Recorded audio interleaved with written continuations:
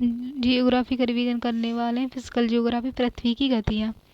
पृथ्वी सदैव गतिमान है और वह अपने अक्ष पर निरंतर गोलाई में घूमती रहती है। साथ ही सौरमंडल का सदस्य होने के कारण ही पृथ्वी अपनी दीर्घवृत्ताकार कक्षा में सूर्य के चारों ओर परिक्रमा करती है। पृथ्वी की दो गतियाँ होती हैं, एक होती है घूर्णी गति जो दैनिक गति को कहते हैं, और परिक्रमण गति यानी वार्षिक गति कहती है। जब पृथ्वी सूर्य की परिक्रमा करती है तो उसकी परिक्रमण गति है। घूर्णन और तथा दैनिक गति, तो घूर्णन गति को पहले पढ़ते हैं। पृथ्वी को एक परिक्रमा करने में, पृथ्वी को एक परिभ्रमण करने में यानी अपनी दूरी पर घूमने में 24 घंटे का समय लगता है, जिससे दिन और रात होते हैं। पृथ्वी की इसी गति को दैनिक गति कहते हैं। पृथ्वी जिस धुरी पर या अक्ष पर घूमती है वह काल्पनिक रेखा है। यह रेखा पृथ्वी के केंद्र से होकर उत्तर दक्षिणी ध्रुवों से मिलती है और पृथ्वी के केंद्र से होकर गुजरती है। पृथ्वी का यह अक्ष अपने अक्ष तल से, यानी जो अक्ष है इस तरह, तो अक्ष अपने अक्ष तल से 66 डिग्री कोण पर 66 डिग्री कोण बनाती है। फिर घूर्णन का प्रभाव, तो इसका प्रभाव क्या पड़ता है, तो दिन रात की घटना घूर्णन क्रिया से होती है। फिर ज्वार भाटे की स्थिति भी आती है। समुद्री क्षेत्रों में प्रतिदिन ज्वार भाटे की स्थिति आती है। फिर विभिन्न देशांतरों, जो देशांतर रेखाएं होती हैं इस तरह से, तो भिन्न भिन्न देशांतर रेखाओं पर स्थानों पर स्थानीय समय ज्ञात किया जा सकता है। फिर दिशाओं का आधार, पृथ्वी का घूर्णन दिशाओं का आधार प्रदान करता है, क्योंकि पृथ्वी पश्चिम से पूर्व दिशा में घूमती है, तो दिशा का आधार भी घूर्णन दिशाओं के आधार पर घूर्णन की कारण होता है, और पश्चिम से वह पूर्व की ओर घूमती है।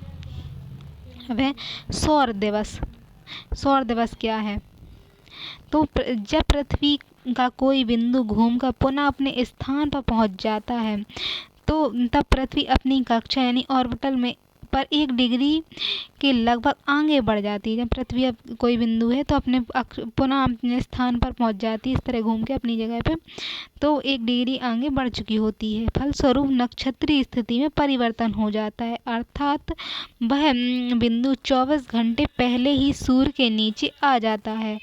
तो वह अवधि 23 घंटे और 56 मिनट की होती है। 0.0099 सेकंड होते हैं। इसे नक्षत्र दिवस कहते हैं। नक्षत्र वर्ष सामान्यतः 365 दिन का एक लीप तथा लीप वर्ष 366 दिन का होता है। तो एक नक्षत्र वो होता है जब नक्षत्र तो 365 दिन का होता है, यानी पृथ्वी एक चक्कर लगाती है तो 1 डिग्री आगे और बढ़ती है, तो इसे 365 दिन में, और लीप वर्ष 366 दिन का होता है। 365 दिन 6 घंटे 9 मिनट तथा 9.5 सेकंड की अवधि को एक नक्षत्र कहते हैं। तो 365 दिन होते हैं, उसमें 6 घंटे 9 मिनट और 9.5 सेकंड की अवधि का कहते हैं। सोलर वर्ष यानी सौर वर्ष कैलेंडर वर्ष से लगभग 6 घंटे बढ़ जाता है, जिसे हर चौथे वर्ष में लीप वर्ष बनकर समायोजित किया जाए। तो हर साल जो 6 घंटे आगे बढ़ता है वो समय, तो चौथे वर्ष उसे लीप वर्ष बना दिया जाता है। प्रत्येक लीप वर्ष में फरवरी 29 का होता है और लीप वर्ष 4 से विभाजित किया जाता है, अतएव प्रति चौथे वर्ष पड़ता है। फिर परिक्रमण, यानी जब सूर्य की परिक्रमा करती है तो परिक्रमण या वार्षिक गति, पृथ्वी सूर्य के चारों ओर अंडाकार पथ पर 365 दिन 6 घंटे में एक चक्कर पूरा करती है। पृथ्वी की इस परिक्रमण को उसकी परिक्रमण गति या वार्षिक गति कहते हैं। पृथ्वी की कक्षा अंडाकार होने के कारण यह सूर्य से निकट दूरी पर होती है, तो कभी दूर होती है। जैसे यहाँ सूर्य है तो पृथ्वी कभी निकट, इसके निकट होगा, कभी इससे दूर होगा। यहाँ तो सूर्य से पास और दूर होते रहता है। तो अब उपसौर, जब पृथ्वी सूर्य के निकट दूरी पर होती है तब उसे उपसौर कहते हैं। इस स्थिति में प्रत्येक 3 जनवरी को बनती है। इस समय सूर्य पृथ्वी के निकटतम दूरी 14.70 करोड़ किलोमीटर होती है, 14.70 करोड़ किलोमीटर पर होती है, तो 3 जनवरी को सबसे निकट होती है। फिर अपसौर, जब पृथ्वी सूर्य की अधिकतम दूरी पर होती है तब उसे अपसौर कहते हैं। ऐसी स्थिति 4 जुलाई को बनती है। है। इस समय पृथ्वी सूर्य की अधिकतम दूरी पर यानी 15.2 करोड़ मीटर होती है। वो 14.70 थी और ये 15.2 है, तो करोड़ किलोमीटर पर होती है। परिक्रमण का क्या प्रभाव पड़ता है? तो दिन रात की अवधि में अंतर, जब परिक्रमा करती है तो दिन रात की अवधि में अंतर आता है, क्योंकि ठंडी गर्मी का मौसम आता है ना, इससे तो दिन रात की अवधि का अंतर होता है। पृथ्वी पर प्रकाश ऊष्मा के वितरण में अंतर आता है और ऋतुओं में परिवर्तन होता है। अब विश्व का भौतिक भूगोल, एप्साइड रेखाएं। तो इसमें क्या, एप्साइड रेखा कैसे, अपसौर और उपसौर के पार्थिव बिंदुओं को सूर्य के केंद्र से होकर गुजर कर मिलाने वाली जो रेखा होती है, यानी अपसौर है और उपसौर है। यहाँ ये है इस तरह से, यहाँ अपसौर है, पास है और दूर है, तो अपसौर उपसौर को सूर्य से बीच में होकर गुजरने वाली जो रेखा होती है उसे एप्साइड रेखा कहते हैं। फिर दिन और रात, फिर दिन रात में क्या है, पृथ्वी अपने अक्ष पर लड्डू की तरह घूमती रहती है, जिसे हम उसकी भ्रमण गति कहते हैं। अपने अक्ष पर घूमते हुए पृथ्वी को एक परिक्रमा करने में 24 घंटे का समय लगता है। तो अपनी परिक्रमा करते समय जब अपनी पृथ्वी को एक परिक्रमा करती है तो उसे 24 घंटे परिभ्रमण यानी अपनी दूरी पर घूमती है तो 24 घंटे का समय लगता है। परिभ्रमण के दौरान पृथ्वी एक भाग सूर्य के सामने गुजरता है तथा उसे उजाले में रहता है और शेष भाग सूर्य के पीछे अथवा अंधेरे में रहता है। सूर्य के सामने वाले भाग पर दिन होता है और जो भाग सूर्य के पीछे होता है वहाँ रात होती है। इसके बाद दूसरा चक्र आरंभ होता है, रात के पश्चात दिन और दिन के पश्चात रात, यह क्रम चलता रहता है। 24 घंटे में हर दिन रात के चक्र को साधारणतः बोलचाल में एक दिन कहा जाता है। जब दिन और रात दोनों होती तो इसी दोनों को मिलाकर एक दिन कहा जाता है। दिन रात का बड़ा होना, तो दिन रात बड़ा होना कैसा है, तो ये दिन रात के बड़े होने में है कि यदि पृथ्वी अपने अक्ष पर लंबवत होती है तो प्रत्येक स्थान पर दिन रात बराबर होते हैं। पृथ्वी अपने कक्ष तल से 66.5 डिग्री कोण बनाती है यानी झुकी हुई है। फलस्वरूप वर्ष के अधिकतम वर्ष अवधि में दोपहर में सूर्य की ऊंचाई में अंतर पाया जाता है। इसके कारण वर्ष की विभिन्न अवधियों में दिन रात की लंबाई में भी अंतर आता है। 21 मार्च को सूर्य भूमध्य रेखा पर लंबवत चमकने के बाद उत्तरी गोलार्ध में लंबवत चमकना शुरू करता है। तो 21 मार्च को सूर्य क्या है, 21 मार्च को सूर्य भूमध्य रेखा पर होता है और भूमध्य रेखा पता हो वहाँ लंबवत भी चमकता है। 21 जून को सूर्य कर्क रेखा पर जब लंबवत चमकता है तो उत्तरी ध्रुव में सूर्य की किरणें आपतन कोण सर्वाधिक होता है, यानी वहाँ सीधी किरणें पड़ती हैं। फिर 21 जून को जब सूर्य कर्क रेखा पर लंबवत चमक रहा होता है तो 23.5 डिग्री कोण उत्तरी अक्षांश पर वर्ष का अधिकतम प्रकाश पड़ता है, यानी कर्क रेखा उत्तरी 23.5 डिग्री कहते हैं, उससे वहाँ सूर्य का प्रकाश अधिकतम पड़ता है। इससे वहाँ दिन लंबे होते हैं और रात छोटी होती। इसके विपरीत 21 जून को मकर रेखा पर अर्थात दक्षिणी गोलार्ध में दिन की अवधि मतलब इसके विपरीत मकर रेखा पर होता है। तो जब इस तरह हो रहा होता है तो दक्षिणी गोलार्ध में क्या होता है, दक्षिण गोलार्ध में दिन की अवधि छोटी और रातें बड़ी होती हैं। फिर 21 मार्च और 23 सितंबर की अवधि में उत्तरी गोलार्ध में सूर्य उत्तरी गोलार्ध में लंबवत चमकता है, तो फलतः उत्तरी गोलार्ध सूर्य का प्रकाश 12 घंटे से अधिक अवधि तक प्राप्त करता है, अतः उत्तरी गोलार्ध में दिन बड़े और रात छोटी होती हैं। तो इस तरह सूर्य होता है, पश्चिम पूर्व उत्तरी और दक्षिणी होता है। अब इस प्रकार 21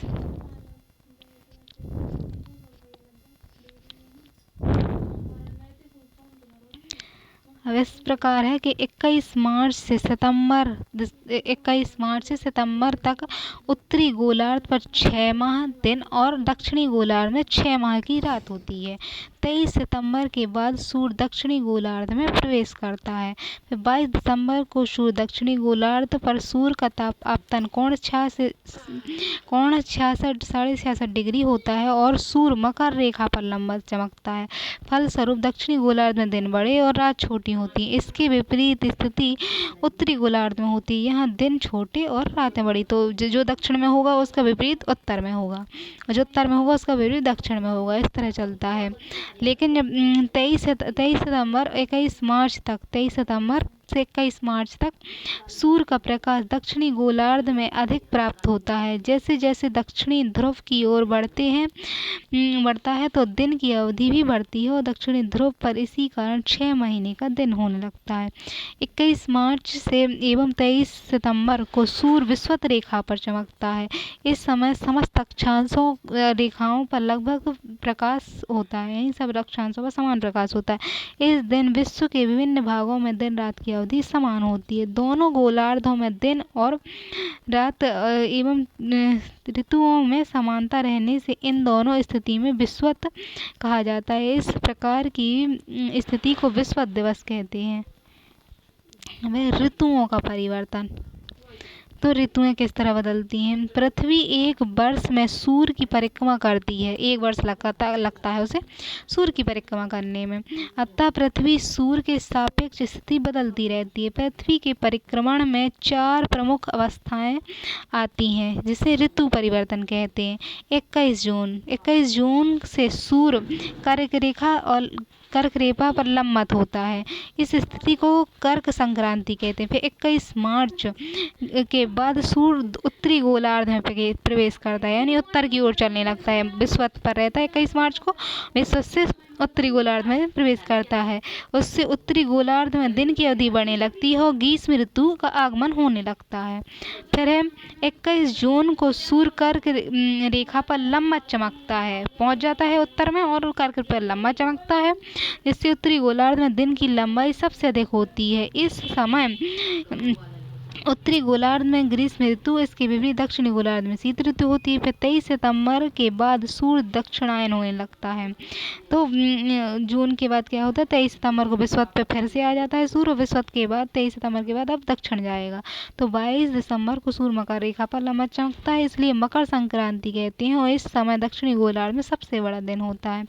फलस्वरूप दक्षिण में ग्रीष्म ऋतु और उत्तर में शीत ऋतु होती है। तो इस तरह ऋतुओं का परिवर्तन होता है। 21 और 23 सितंबर दोनों में सूर्य विषुवत रेखा पर लंबवत होता है।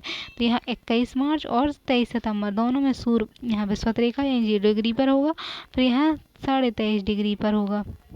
ये 23.5 डिग्री और ये 23 डिग्री है। ये कर्क रेखा है, ये मकर रेखा है। फिर इस तरह चमकता है, यानी विषुवत रेखा पर लंबा चमकता है। इस समय अक्षांश रेखा पर आधा भाग सूर्य का प्रकाश प्राप्त करता है। इससे सभी स्थानों पर दिन रात की अवधि बराबर होती है। दिन रात की बराबर स्थिति के कारण ऋतुओं में भी समानता पाई जाती है। इसे ऋतुवत और सम दिन रात कहा जाता है। 21 मार्च की स्थिति बसंत ऋतु कह देते हैं और 23 सितंबर की स्थिति को शरद ऋतु कहते हैं। तो इस दोनों समय सूर्य यहाँ विषुवत ही पर रहता है। लेकिन 21 मार्च और 23 सितंबर, तो 21 मार्च में बसंत और 23 सितंबर में शरद ऋतु। अब है ज्वार भाटा की आने की स्थिति।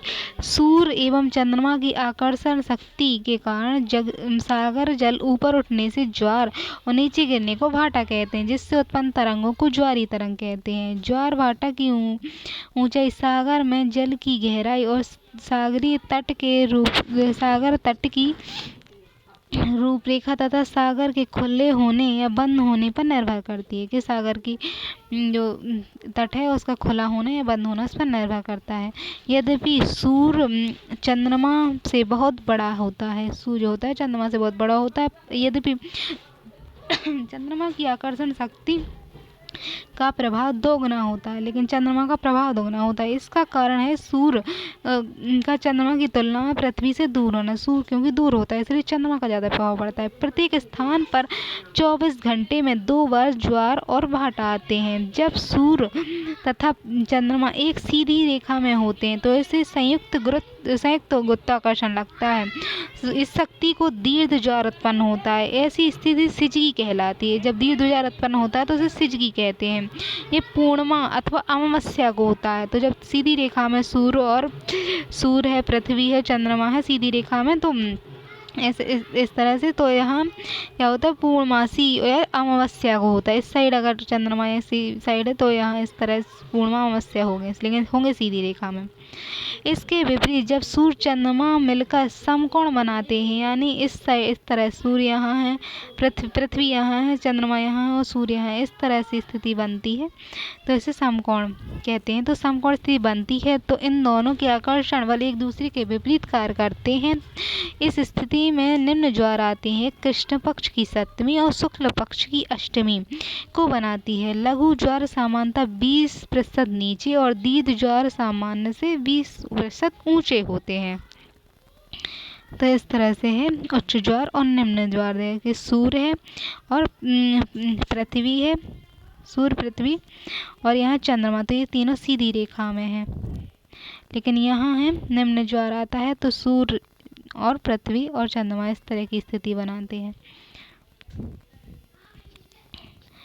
अब है आयन वृत्तीय भूमध्य रेखीय ज्वार। सूर्य के समान चंद्रमा भी उत्तरायण दक्षिणायन होता है। जब चंद्रमा तो सूर्य की तरह चंद्रमा भी उत्तरायण मतलब पृथ्वी की तरह उत्तरायण दक्षिणायन होता है। जब चंद्रमा अपना अधिकतम झुकाव कर्क रेखा मकर रेखा पर होता है तो इस स्थिति में आकर्षण बल के प्रभाव से आने वाले ज्वार को आयन वृत्तीय ज्वार कहते हैं। ऐसी स्थिति महीने में 2 बार होती है। और जब चंद्रमा का अधिकतम झुकाव भूमध्य रेखा पर होता है तो आकर्षण बल के प्रभाव में आने वाले ज्वार को भूमध्य रेखीय ज्वार भी कहते हैं। अब उपभू और अपभू। चंद्रमा दीर्घवृत्ताकार कक्षा के सहारे पृथ्वी की परिक्रमा करता है। जब चंद्रमा पृथ्वी के निकट दूरी पर होता है तो उसे उपस्थिति यानी उपभू कहते हैं पर होता है। तो ऐसी स्थिति में आकर्षण बल के प्रभाव में आने वाले ज्वार को उपभू कहते हैं। तो निकटतम स्थिति कारण आता है तो उपभू ज्वार कहते हैं। जब चंद्रमा पृथ्वी से अधिकतम दूरी पर होता है तो उसे अपभू स्थिति कहते हैं। तो ज्वार उत्पादक बल का प्रभाव कम होता है, इसे लघु ज्वार की उत्पत्ति होती है, इसे अपभू कहते हैं। दूरी पर होता है तो उसे अपभू कहते हैं। अब दैनिक और अर्ध दैनिक व मिश्रित ज्वार। किसी स्थान पर एक दिन में एक उच्च और एक निम्न ज्वार आता है। जब उच्च और निम्न ज्वारों की ऊंचाई समान होती है तो उसे दैनिक ज्वार कहते हैं। किसी स्थान पर एक दिन में 2 उच्च और 2 निम्न ज्वार आते हैं। 2 लगातार उच्च और निम्न ज्वार की ऊंचाई लगभग समान होती है, उसे अर्ध दैनिक ज्वार कहते हैं। ऐसे ज्वार जिनकी ऊंचाई में भिन्नता होती है उसे मिश्रित ज्वार कहते हैं। ये ज्वार सामान्यतः उत्तरी अमेरिका के पश्चिम तट एवं प्रशांत महासागर में बहुद्वीपीय समूहों पर उत्पन्न होते हैं। चंद्रमा का परिक्रमण एवं ज्वार भाटों का अंतराल। तो चंद्रमा का जो परिक्रमण है वह और ज्वार भाटों में अंतराल। तो पृथ्वी पर चंद्रमा की सम्मुख स्थित भाग चंद्रमा की आकर्षण शक्ति के कारण ज्वार आता है, किंतु इस समय पृथ्वी पर चंद्र विमुखी भाग पर जो भाग चंद्रमा के दूसरी साइड वाला होता है वहाँ ज्वार आता है। इस कारण पृथ्वी के घूर्णन को संतुलित करने के लिए अपकेंद्रीय बल के कारण आता है कि शक्तिशाली होना है तो अपकेंद्रीय बल के कारण होता है। अब प्रत्येक स्थान पर 12 घंटे के बाद ज्वार आना चाहिए, किंतु यह प्रतिदिन लगभग 26 मिनट की देरी से आता है। तो प्रत्येक स्थान पर 12 घंटे के बाद आना चाहिए, लेकिन 26 मिनट की वो क्या है देरी से आता है 26 मिनट में। इस कारण चंद्रमा पृथ्वी के सापेक्ष गति होना है। तो इसका कारण क्या है कि चंद्रमा की जो है पृथ्वी के सापेक्ष जो गति होती है उसके कारण ऐसा होता है। फिर ज्वार भाटा 24 घंटे 52 मिनट में 2 बार आता है। 24 घंटे 52 मिनट में 2 बार, क्योंकि चंद्रमा द्वारा समुद्र का जल आकर्षित होकर हर स्थान पर लगभग 24 घंटे 52 मिनट में 2 बार चढ़ता है और 2 बार उतरता है। अब इस ज्वार भाटे में दैनिक अंतर 24 घंटे के स्थान पर 24 घंटे 52 मिनट इसलिए होता है क्योंकि चंद्रमा पृथ्वी के चारों ओर घूमता है और घूमती हुई पृथ्वी जिस विशेष स्थान में सीधे में किसी विशेष समय पर होती है तो वह पहले दिन था, वह अगले दिन उसी स्थान पर ठीक सीध में आने के लिए उसे 52 मिनट की यात्रा और करनी पड़ती है। और कनाडा के न्यू ब्रांसविक और नोवा स्कॉटिया के मध्य स्थित फंडी में ज्वार की ऊंचाई सर्वाधिक यानी 15 से 18 मीटर तक होती है। भारत में ओखा तट पर ज्वार की ऊंचाई 2.5 मीटर होती है। अब इंग्लैंड के दक्षिण तट पर स्थित साउथहैम्पटन में प्रतिदिन 4 बार ज्वार आता है। ऐसा इसलिए होता है क्योंकि 2 बार इंग्लिश चैनल तथा 2 बार उत्तर सागर में होकर ज्वार विभिन्न अंतरालों पर वहां पहुंचता है। तो इंग्लिश चैनल में क्या होता है, 2 बार जल उत्तर सागर और यहाँ साइड से आता है।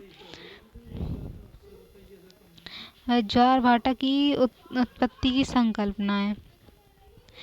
तो इसमें क्या है, विद्वान है जो सर आइजैक न्यूटन है। ज्वार भाटा की उत्पत्ति सर आइजैक न्यूटन गुरुत्वाकर्षण का सिद्धांत दिया है। लाप्लास ने गतिक सिद्धांत, हेवले व एरी ने प्रगामी तरंग सिद्धांत, हैरिस ने स्थानीय तरंग सिद्धांत। ग्रहण, जब कभी अमावस्या के दिन सूर्य और पूर्णिमा के दिन चंद्रमा आंशिक या पूर्णतः अंधकार में हो जाता है तो इस स्थिति को ग्रहण कहते हैं। जब अमावस्या होता है, जब कभी भी अमावस्या के दिन सूर्य और पूर्णिमा होता है तो इसे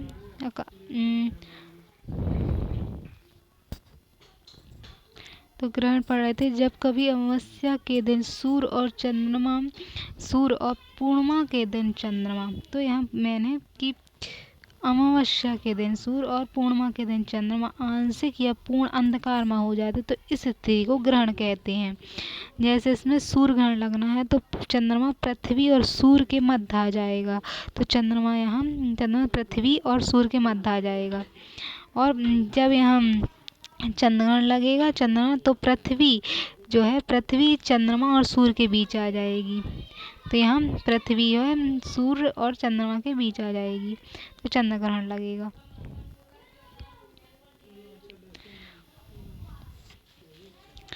पृथ्वी सूर्य की परिक्रमा करती है जबकि पृथ्वी की परिक्रमा चंद्रमा करता है।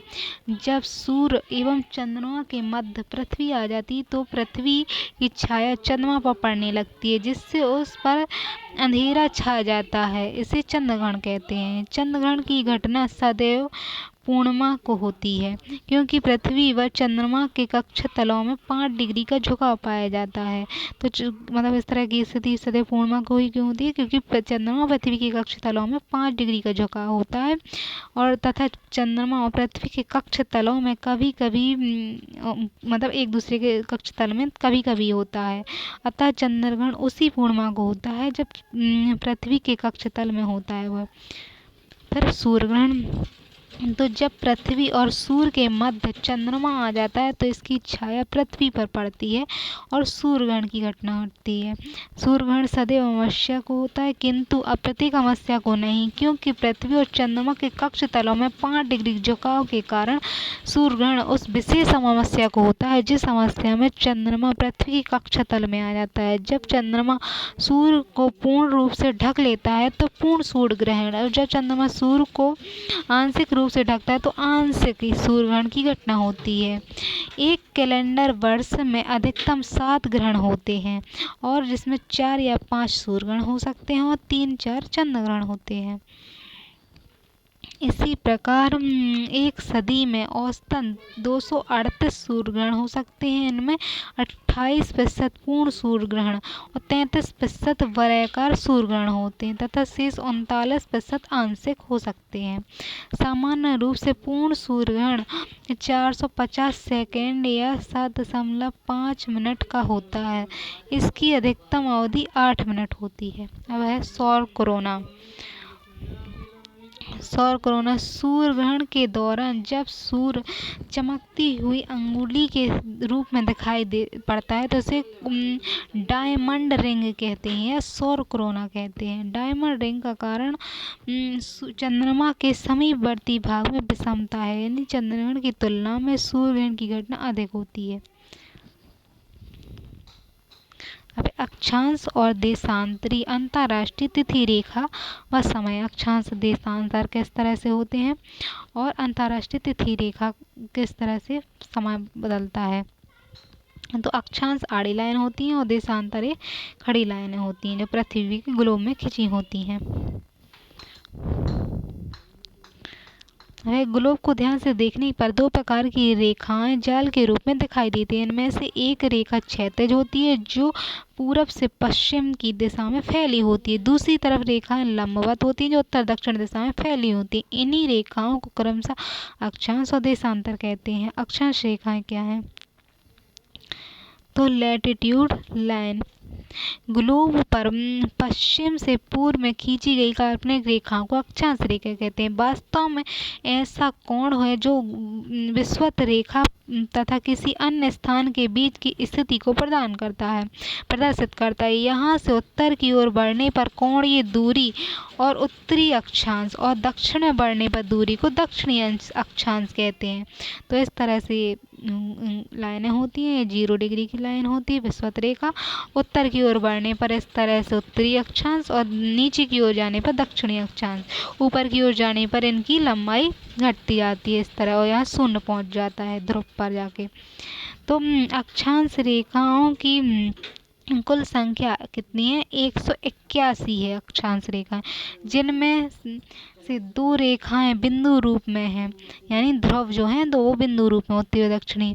प्रति 1 डिग्री अक्षांश से दूरी, 1 डिग्री की जो अक्षांश की दूरी है एक इस तरह से लाइन, तो 111 किलोमीटर के बराबर होती है। इन रेखाओं की लंबाई पृथ्वी के गोलाकार होने के कारण भूमध्य रेखा से ध्रुवों की ओर भिन्न होती है, यानी भूमध्य रेखा से ध्रुवों की ओर जाती है तो इनकी इस तरह जो लंबाई है वो इस तरह से कम होती जाती है, तो भिन्न होती जाती है। अक्षांश रेखाएं 3 प्रमुख हैं, विषुवत रेखा, कर्क रेखा और मकर रेखा। फिर विषुवत और भूमध्य रेखा कहते हैं, जैसे बीच वाली पृथ्वी के केंद्र में सर्वाधिक दूरस्थ और भूमध्य रेखी उभार पर स्थित होती बिंदुओं को मिलाते हुए ग्लोब मानचित्र पर पश्चिम से पूर्व की ओर खींची गई रेखा है और भूमध्य रेखा कहते हैं। इसे शून्य अक्षांश रेखा भी कहते हैं। तो इस तरह से होती है। यह रेखा पृथ्वी के उत्तरी गोलार्ध और दक्षिणी गोलार्ध नामक 2 बराबर भागों में बांटती है। इस पर वर्ष भर दिन रात बराबर होते हैं। जब भूमध्य रेखा है उस पर होते हैं जब सूर्य, तो दिन रात बराबर होते हैं। फिर कर्क रेखा जो उत्तर में होती है, तो यह उत्तरी गोलार्ध में भूमध्य रेखा के समानांतर 23.5 डिग्री अक्षांश पर खींची जाती है। रेखा पृथ्वी पर उन 5 प्रमुख अक्षांश रेखाओं में से एक है जो पृथ्वी का मानचित्र पर परिलक्षित होती है। 21 जून को सूर्य कर्क रेखा पर लंबवत चमकता है, इसलिए इस स्थिति को उत्तरी गोलार्ध में सबसे बड़ा दिन और सबसे छोटी रात होती है। ठीक इसके विपरीत दक्षिणी गोलार्ध में होता है। अब है मकर रेखा। यह रेखा दक्षिणी गोलार्ध में भूमध्य रेखा के 23.5 डिग्री अक्षांश पर खींच जाती है, तो दक्षिण में खींचती है, जिसमें 22 दिसंबर को सूर्य मकर रेखा पर लंबा चमकता है, इसलिए इस स्थिति को दक्षिणी गोलार्ध में सबसे बड़ा दिन, सबसे छोटी रात होती है। इसके विपरीत स्थिति होती है उत्तरी गोलार्ध में होती है। यहाँ पे आर्कटिक वृत्त, आर्कटिक वृत्त यानी विषुवत रेखा से 66.5 डिग्री उत्तरी कोण उत्तर की ओर आर्कटिक वृत्त के रूप में जानी जाती है। आर्कटिक वृत्त आर्कटिक महासागर, कनाडा, ग्रीनलैंड, रूस, संयुक्त राज्य अमेरिका, अलास्का क्षेत्र, नॉर्वे, स्वीडन, फिनलैंड से गुजरती है, जबकि आइसलैंड के दक्षिण में, आइसलैंड जो है वो दक्षिण में होता है इसके। यह वृत्त कनाडा के ग्रेट बैरियर झील से भी होकर जाती है। आर्कटिक वृत्त के क्षेत्र पर सूर्य की किरणें तिरछी पड़ती हैं तथा यहाँ अत्यधिक शीत ऋतु वाला क्षेत्र होता है, तो आर्कटिक जो है वहाँ सूर्य की किरणें तिरछी होती हैं। अब है अंटार्कटिक वृत्त। विषुवत रेखा में अंटार्कटिका वृत्त क्या है? तो विषुवत रेखा में 66.5 दक्षिणी कोण दूर आर्कटिक वृत्त के रूप में जानी जाती है, और जो ये दक्षिण के रूप में होती है अंटार्कटिक वाली वृत्त। अंटार्कटिक वृत्त का अधिकांश भाग सफ़ेद बर्फ से ढका होता है, इसलिए इसे सिर्फ महाद्वीप भी कहते हैं। इसलिए इसे सफ़ेद महाद्वीप कहते हैं। यहाँ जीवन नहीं, लोग नहीं रहते हैं, बर्फ से ढका होता है। अब है अश्व अक्षांश, 23 डिग्री से 35 डिग्री उत्तरी अक्षांश। तो उत्तरी के अक्षांश होते हैं 30 से 35 डिग्री। उत्तरी अक्षांशों के मध्य स्थित पेटी को अश्व अक्षांश कहते हैं। इन अक्षांशों में उपोष्ण उच्च वायुदाब मिलता है, अर्थात यहाँ वायुमंडल स्थिरता और पवन संचार अत्यंत मंद होता है। प्राचीन काल में जब घोड़े से लदे हुए जहाज इस पेटी में प्रवेश करते हैं तो शांत और निश्चित दिशा वाली पवनों के कारण उसमें संचालन में कठिनाई आती है, जिसके कारण जलयान को हल्का करने के लिए लोग घोड़ों को सागर में फेंक देते हैं। इसी कारण इस पेटी को अश्व अक्षांश कहा जाने लगा। तो इस तरह पेटी होती है। ये 0 डिग्री विषुवत रेखा या भूमध्य रेखा कहते हैं। फिर यहाँ उष्णकटिबंधीय कर्क रेखा होती है, मकर रेखा होती है। यहाँ आर्कटिक वृत्त 66.5 डिग्री और यहाँ ध्रुवीय वृत्त 66.5 डिग्री होता है। अब अक्षांश रेखाओं का महत्व। अक्षांश रेखाओं को हमें ज्ञात होता है कि कोई स्थान भूमध्य रेखा से कितने डिग्री की दूरी पर है। तो दूरी ज्ञात करने में कोणीय डिग्री से दूरी पता चलती है कि अक्षांश कहाँ पर है। फिर अक्षांश रेखाओं की सहायता से हम किसी स्थान की जलवायु का अनुमान लगाते हैं। तो जलवायु अनुमान करने में और भूमध्य रेखा से दूरी ज्ञात करने में, क्योंकि तापमान निर्धारण में अक्षांश रेखाओं का महत्वपूर्ण योगदान होता है। अक्षांश रेखाओं की सहायता से ग्लोब, मानचित्र, एटलस किसी भी स्थान को आसानी से ढूंढ सकते हैं। तो मानचित्र बना सकते हैं और किसी स्थान को ढूंढा जा सकता है। अब है देशांतरी रेखाएं। ग्लोब पर उत्तर से दक्षिण की ओर खींचे जाने वाली रेखाओं को देशांतर रेखा कहते हैं। इन्हें यामोत्तर रेखा कहते हैं। प्रधान यामोत्तर रेखा पूरब और पश्चिम की कोणीय दूरी को देशांतर रेखा कहते हैं। ये ध्रुवों का एक ही बिंदु पर मिलती हैं। तो इस तरह से ध्रुवों पर, ये ध्रुव है यहाँ पर, तो इस तरह ध्रुवों पर एक बिंदु पर मिलती हैं। ये समय की विभाजक होती हैं, समय को बताती हैं। समय निर्धारण होता है इन रेखाओं से। ज्ञातव्य है कि भूमध्य रेखा की लंबाई, भूमध्य रेखा जो है इस तरह वाली 0 डिग्री, तो भूमध्य रेखा की लंबाई 40,076 किलोमीटर है, जो 360 देशांतर रेखाओं में कटी हुई है। तो भूमध्य रेखा की जो लंबाई है इस तरह से, वो कितनी है? भूमध्य रेखा जो इस तरह से है तो इसकी 40,000 इसकी लंबाई, वो भूमध्य रेखा की लंबाई है। और इसको कितनी 360 इस तरह से देशांतर रेखाएं काटती हैं भूमध्य रेखा को।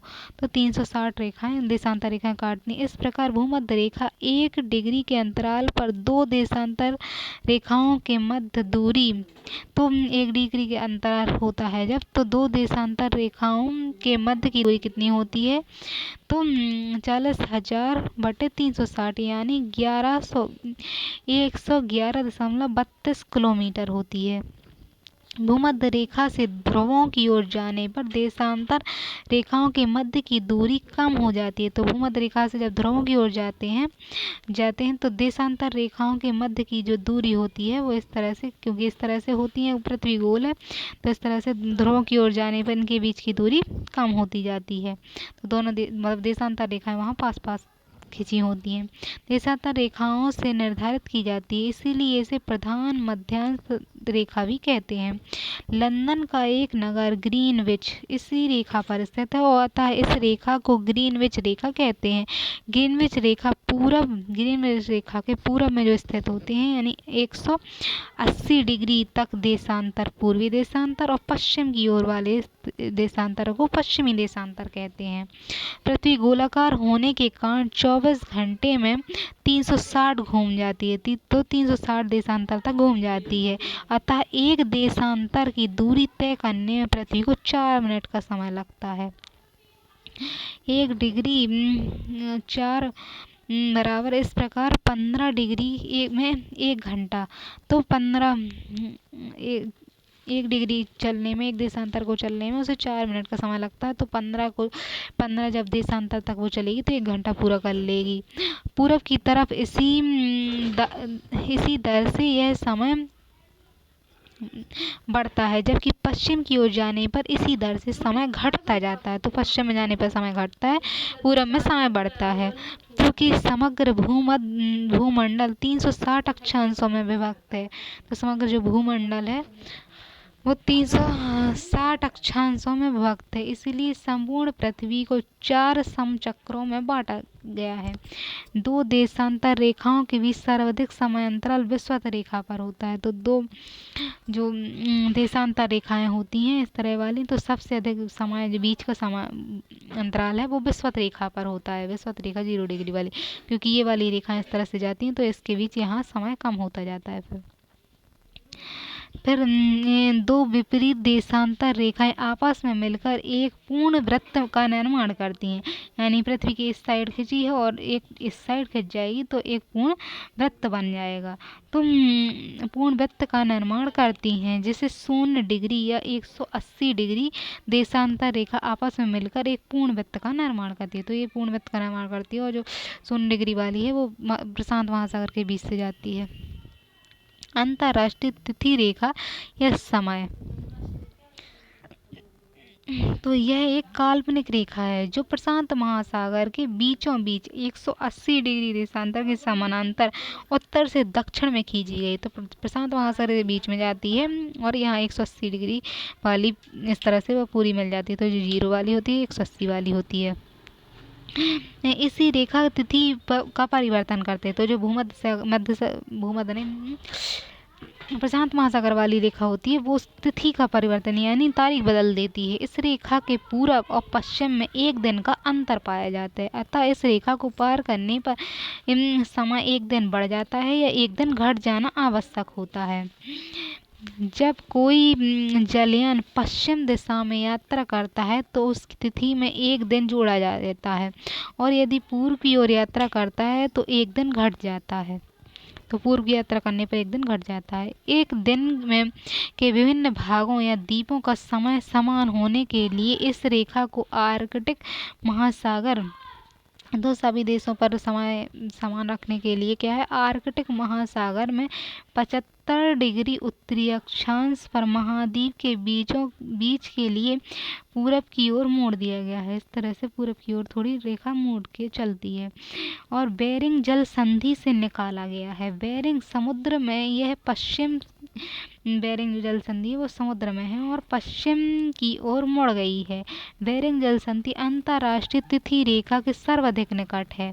तो बेरिंग जल संधि से निकलती है, इस साइड इस तरह रूट है, यहाँ अमेरिका है तो बीच से होकर निकलती है। फिर फिजी द्वीप समूह न्यूजीलैंड को दूर करने के लिए यह दक्षिणी प्रशांत महासागर में पूर्व की ओर मुड़ गई। तो यहाँ इस तरह पूर्व की ओर भी मुड़ गई है न्यूजीलैंड के कारण,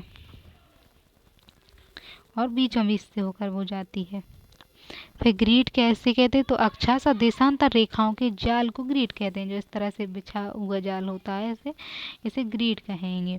अब है साइडेरियस समय, किसी भी तारे द्वारा पृथ्वी के किसी देशांतर को पुनः पार करने में लगने वाले समय को साइडेरियल समय कहते हैं। फिर स्थानीय समय लोकल टाइम, तो पृथ्वी पर पृथ्वी पर स्थान विशेष या सूर्य की स्थिति से परिकल्पित समय को स्थानीय समय कहते हैं। स्थानीय मध्याह्न समय वह समय होता है जब सूर्य उस स्थान विशेष पर लंबा चमकता है। तो जब सूर्य स्थान विशेष पर लंबा चमकता है तो स्थानीय समय। भारत में सर्वाधिक पूर्व यानी अरुणाचल प्रदेश में और सर्वाधिक पश्चिम गुजरात में द्वारिका में है स्थित स्थानों के स्थानीय समय में लगभग 2 घंटे का अंतर पाया जाता है।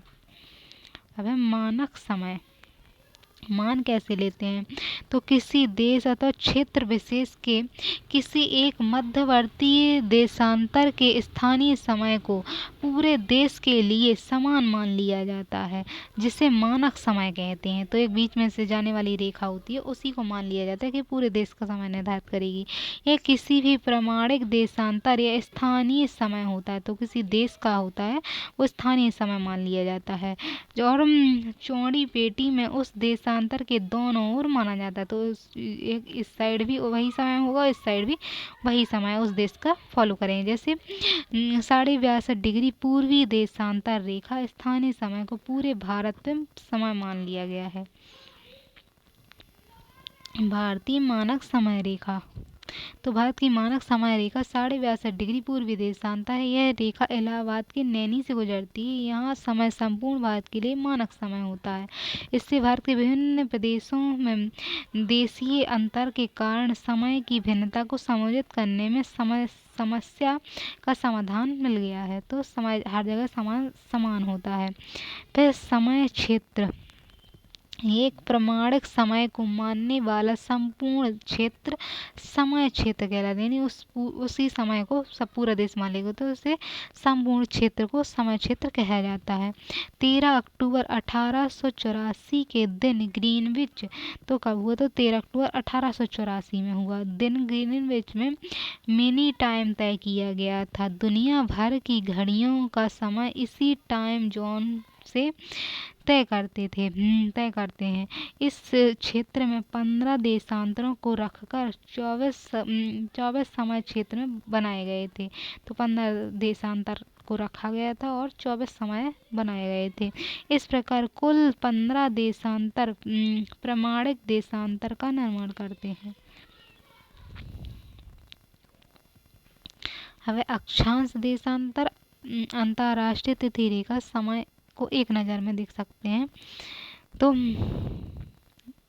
यानी 1 डिग्री अक्षांश की दूरी 1 डिग्री अक्षांश है तो इसकी दूरी लगभग 111 किलोमीटर के बराबर होती है, जिसकी लंबाई पृथ्वी के गोलाकार होने के कारण भूमध्य रेखा पर ध्रुवों की ओर भिन्न भिन्न होती है। तो भूमध्य रेखा पर अधिक और ध्रुवों की ओर भिन्न भिन्न होती है। भूमध्य रेखा पर वर्ष भर दिन रात लगभग समान होते हैं। कर्क रेखा उत्तरी गोलार्ध में भूमध्य रेखा 23.5 डिग्री उत्तरी अक्षांश पर खींची गई है। 21 जून को सूर्य कर्क रेखा पर लंबा चमकता है, इसलिए इस तिथि को उत्तरी गोलार्ध में सबसे बड़ा दिन और सबसे छोटी रात होती है। दक्षिण गोलार्ध में 23.5 डिग्री अक्षांश पर मकर रेखा खींची गई है और 22 दिसंबर को सूर्य मकर रेखा लंबा चमकता है, तो इस दिन बड़ा होता है और छोटी रात होती है। पृथ्वी पर 2 अक्षांशों के मध्य कोणीय दूरी को देशांतर कहते हैं, जो गोलों पर उत्तर दक्षिण में खींची गई है। देशांतर रेखा ध्रुवों पर एक ही बिंदु पर मिल जाती है। भूमध्य रेखा की लंबाई 40,076 किलोमीटर है और 360 देशांतर रेखाएं इसे काटती हैं। प्रधान देशांतर ग्रीनविच रेखा के नाम से जानी जाती है। शून्य अक्षांश देशांतर रेखा होती हैं, जैसे ठीक 180 डिग्री देशांतर रेखा प्रधान एवं उत्तर से मिलकर ग्लोब पर बृहद वृत्त का निर्माण करती है। अब किसी स्थान पर मानक समय निर्धारित करने का आधार प्रधान मध्याह्न रेखा होती है। 1 डिग्री देशांतर पर 40 मिनट का अंतराल होता है। बृहद वृत्त वह रेखा होती है जो ग्लोब को 2 समान परिधियों में यानी 2 गोलार्धों में विभाजित करती है। पृथ्वी पर 2 देशांतरों को मिलाकर बनने वाले वृत्त को विषुवत रेखा कहते हैं। बृहद वृत्त कहते हैं। विषुवत रेखा के अतिरिक्त कोई अक्षांश बृहद वृत्त नहीं है, क्योंकि ये विषुवत रेखा की अपेक्षा छोटे होते हैं। शून्य अक्षांश रेखा यानी विषुवत रेखा शून्य अक्षांश रेखा का मिलन अफ्रीका के पश्चिम जो मध्यांश रेखा है और सुनक्षांश रेखा, इसका मिलन कहाँ होता है? अफ्रीका के पश्चिम भाग में गिनी की खाड़ी में होता है। एक गिनी की खाड़ी अटलांटिक महासागर में स्थित है। भूमध्य रेखा, कर्क रेखा, मकर रेखा तीनों अफ्रीका महाद्वीप से गुजरती हैं। तो अफ्रीका से तीनों रेखाएं गुजरती हैं। फिर विषुवत रेखा यानी भूमध्य रेखा वार्षिक तापमांतर सबसे कम पाया जाता है। तापमान में यहाँ बहुत कम अंतर होता है। लगभग वर्ष भर सूर्य की किरणें लंबवत पड़ने से उच्च और निम्न तापमान का ज़्यादा अंतर नहीं आ पाता। इन क्षेत्रों में कोई ऋतु नहीं होती। और फिर ग्रीनविच मध्य समय की गणना ग्रीनविच लंदन स्थित रॉयल ऑब्जर्वेटरी यानी शून्य देशांतर पर स्थिर से की जाती है। तो सबकी घड़ी की दिशा उसी के अनुसार होती है। अब पृथ्वी की संरचना। पृथ्वी की संरचना किस तरह से है? हमें पृथ्वी की संरचना परिचय है। पृथ्वी सौरमंडल का एक ग्रह है जो शुक्र मंगल के मध्य स्थित है। यह सूर्य से दूरस्थ तीसरा ग्रह है। तो सूर्य से दूरी पर तीसरा ग्रह है और सौरमंडल का 5वां सबसे बड़ा ग्रह। अंतरिक्ष से देखने पर पृथ्वी नीले रंग के गोले के रूप में दिखाई पड़ती है, इसीलिए इसे पृथ्वी को नीला ग्रह कहते हैं। यह सौरमंडल का अकेला ऐसा ग्रह है जहां जीवन विद्यमान है। पृथ्वी के सबसे निकटतम ग्रह शुक्र है, उसके बाद मंगल, बुध, बृहस्पति, शनि का स्थान आता है। पृथ्वी शुक्र ग्रह को जुड़वा ग्रह या जुड़वा बहन के नाम से जाना जाता है, क्योंकि इन दोनों ग्रहों को आकार लगभग बराबर है। फिर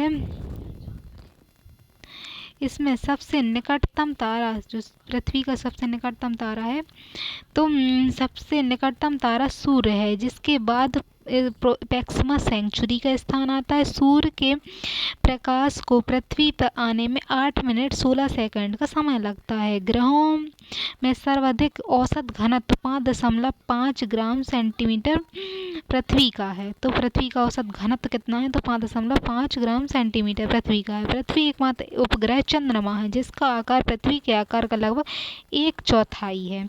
इस गुरुत्वाकर्षण बल का मान पृथ्वी के गुरुत्वाकर्षण मान के 6वें भाग है। तो पृथ्वी का जो गुरुत्वाकर्षण उसके 6वें भाग के बराबर चंद्रमा का है। चंद्रमा के केवल 59% भाग ही पृथ्वी पर दिखाई देते, तो चंद्रमा का 59% भाग दिखाई पड़ता है। इसे प्रकाश को पृथ्वी तक आने में 1.25 सेकंड का समय लगता है। चंद्रमा को घूर्णन और पृथ्वी के चारों ओर परिक्रमण दोनों में ही 27 दिन एवं 27.32 दिन का समय लगता है। तो चंद्रमा है जो चंद्रमा को पृथ्वी का घूर्णन करने और परिक्रमा करने में भी दोनों में 27.32 दिन का समय लगता है। यही कारण है कि पृथ्वी से चंद्रमा समान भाग दिखाई देता है। ये सौरमंडल है, सूर्य है और ये सारे ग्रह हैं। पृथ्वी की परिभ्रमण यानी खुद की घूर्णन गति के कारण दिन रात समुद्री जलधाराओं की उत्पत्ति और वायु की दिशा में विचलन जैसी घटनाएं होती हैं। इसकी परिक्रमण यानी जब परिक्रमा करती है सूर्य की, उसके कारण ऋतु का परिवर्तन, वर्ष के विभिन्न अवधि में दिन रात की लंबाई में अंतर और पवन की पेटियों में खिसकाव होता है। पृथ्वी की परिभ्रमण गति यानी भूमध्य रेखा पर 460 मीटर प्रति सेकंड, यानी पृथ्वी भूमध्य रेखा पर कितनी गति से घूमती है? तो 460 मीटर प्रति सेकंड। और परिक्रमण गति जो परिभ्रमण गति है, खुद पर घूमती है तो 400 और परिक्रमा करती है तो 30 किलोमीटर प्रति सेकंड के हिसाब से, यानी 1 सेकंड में 30 किलोमीटर चली जाती है और होती है। इसे अपने अक्ष तल के साथ झुकाव कोण 66 यानी 66 डिग्री 30 है। पृथ्वी की आकृति लाह वक्ष गोलाभ या चपटा अंडे के समान है, जैसे जियोड के समान है। यह भूमध्य रेखा पर इसका व्यास कितना है? तो 12,757 है भूमध्य रेखा पर, और ध्रुवों पर 12,714 है। तो 700 यहाँ 57 और यहाँ 14 है, इसमें इतना अंतर है, किलोमीटर में है। अब पृथ्वी की उत्पत्ति कैसे हुई? तो पृथ्वी की उत्पत्ति के संबंध में विभिन्न दार्शनिकों वैज्ञानिकों ने अनेक परिकल्पना प्रस्तुत की हैं, जिनमें से प्रारंभिक एवं लोकप्रिय मत जर्मन दार्शनिक इमैनुअल कांट का है। तो जर्मन के थे दार्शनिक इमैनुअल कांट 1796 में गणित गणितज्ञ लाप्लास ने संशोधन प्रस्तुत किया और निहारिका परिकल्पना दी। तो लाप्लास ने 1796 में निहारिका परिकल्पना दी अपनी। इसे निहारिका परिकल्पना के नाम से जाना जाता है। इस परिकल्पना के अनुसार ग्रहों का निर्माण धीमी गति से घूमते हुए पदार्थ के बादल से हुआ जो सूर्य की युवा अवस्था से संबंधित है। यानी पदार्थ थे, पदार्थों का बादल घूम रहा था, उससे सूर्य की उसी से ग्रहों का निर्माण हुआ। फिर बाद में 1900 ईस्वी में चैम्बरलेन माल्टन ने ब्रह्मांड में एक अन्य भ्रमणशील तारा यानी दूसरा जो भ्रमणशील तारा था, घूम रहा था, अन्य तारे के नज़दीक से गुजरा। वो कहते हैं कि अन्य तारा नज़दीक से गुजरा, जिसके परिणाम स्वरूप तारे के गुरुत्वाकर्षण से सूर्य की सतह से सिगार के आकार का कुछ पदार्थ निकलकर अलग हो गया। यह तारा जब सूर्य से दूर चला गया तब सूर्य की सतह से बाहर निकला हुआ यह पदार्थ सूर्य के चारों तरफ घूमने लगा और यह धीरे धीरे संघनित होकर ग्रह के रूप में परिवर्तित हो गया। पहले सर जीन और बाद में सर हॉरोल्ड जेफरी ने इस मत का समर्थन किया। यद्यपि कुछ समय के बाद तक के तर्क सूर्य के एक साथी तारे होने की बात मानते हैं। यह तर्क द्वैत तारक सिद्धांत है कि दो तारे थे, तो वो है। तो इसमें चैम्बरलेन थे और माल्टस। तो 1950 ईस्वी में रूस के ऑटो समिट हुआ रूस का। तो उसमें जर्मनी के कार्ल वाइजर्स्कर में निहारिका परिकल्पना में कुछ संशोधन किए गए। तो निहारिका की जो परिकल्पना दी गई थी, तो 1950 में रूस में ऑटो समिट जो हुआ उसमें कार्ल वाइजर्स्कर ने निहारिका परिकल्पना में संशोधन किया और इसमें विवरण भिन्न था। इसके विचार में सूर्य एक निहारिका से घिरा हुआ था जो मुख्यतः हाइड्रोजन, हीलियम और धूल की बनी थी। तो निहारिका जो थी वो धूल के कणों की बनी हुई थी। इन कणों के घर्षण व टकराने से एक चपटी तस्तरी की आकृति के बादल का निर्माण हुआ। तो उनके टकराने से तस्तरी के बादल का निर्माण हुआ। यही अभिवृद्धि प्रक्रम ग्रहों का निर्माण हुआ और इसी से फिर बादल ग्रह बन गए। आधुनिक सिद्धांत क्या है? तो आधुनिक सिद्धांत में बिग बैंग है। आधुनिक समय में ब्रह्मांड की उत्पत्ति के संबंध में सर्वमान्य सिद्धांत बिग बैंग सिद्धांत है। इसे वास्तविक ब्रह्मांड परिकल्पना भी कहते हैं। 1920 में एडविन हब्बल ने, तो 1920 का है, इसमें एडविन हब्बल ने प्रमाण दिए कि ब्रह्मांड का विस्तार हो रहा है। समय बीतने के साथ आकाश गंगाएं एक दूसरे से दूर हो रही हैं। बिग बैंग सिद्धांत के अनुसार ब्रह्मांड का विस्तार निम्न अवस्था में हुआ है। तो ब्रह्मांड का विस्तार हो रहा है। तो आरंभ में सभी पदार्थ जिनसे ब्रह्मांड बना है अति छोटे गोले यानी एक परमाणु के रूप में एक ही स्थान पर स्थित थे, जिनका आयतन अति सूक्ष्म था यानी आयतन बहुत छोटा था, तापमान बहुत ज़्यादा अनंत था यानी बहुत उच्च था, वो अनंत था तापमान। फिर बिग बैंग की प्रक्रिया में इस अति छोटे गोले में भीषण विस्फोट हुआ। इस प्रकार विस्फोट प्रक्रिया से बहुत विस्तार हुआ और विस्फोट हुआ और भीषण विस्फोट के बाद विस्तार होना शुरू हुआ। वैज्ञानिकों का विश्वास है कि बिग बैंग की घटना आज से 13.7 अरब वर्ष पहले थी। तो बिग बैंग की घटना जो है वो 13.7 अरब वर्ष पहले हुई थी। ब्रह्मांड का विस्तार आज भी जारी है। विस्तार के कारण कुछ ऊर्जा पदार्थों में परिवर्तित हो गई। तो जब विस्तार हुआ तो ऊर्जा जो थी वो पदार्थ बन गई और विस्फोट के बाद 1 सेकंड के अल्पांश में यानी 1 सेकंड से आधे हिस्से में भी बृहद विस्तार हो गया और बिग बैंग होने के आरंभ में 3 मिनट के अंदर पहले परमाणु का निर्माण हुआ। बिग बैंग परिघटना ने 3 लाख वर्ष के बाद तूफान कम होकर फिर 4500 केल्विन तक पहुंच गया। तो जो तापमान था वो तापमान फिर कम होने लगा 3 लाख वर्ष बाद और 4500 केल्विन तक पहुंच गया। फिर परमाणु पदार्थ का निर्माण हुआ और ब्रह्मांड पारदर्शी हो गया। फिर परमाणु का निर्माण हो गया और ब्रह्मांड पारदर्शी हो गया।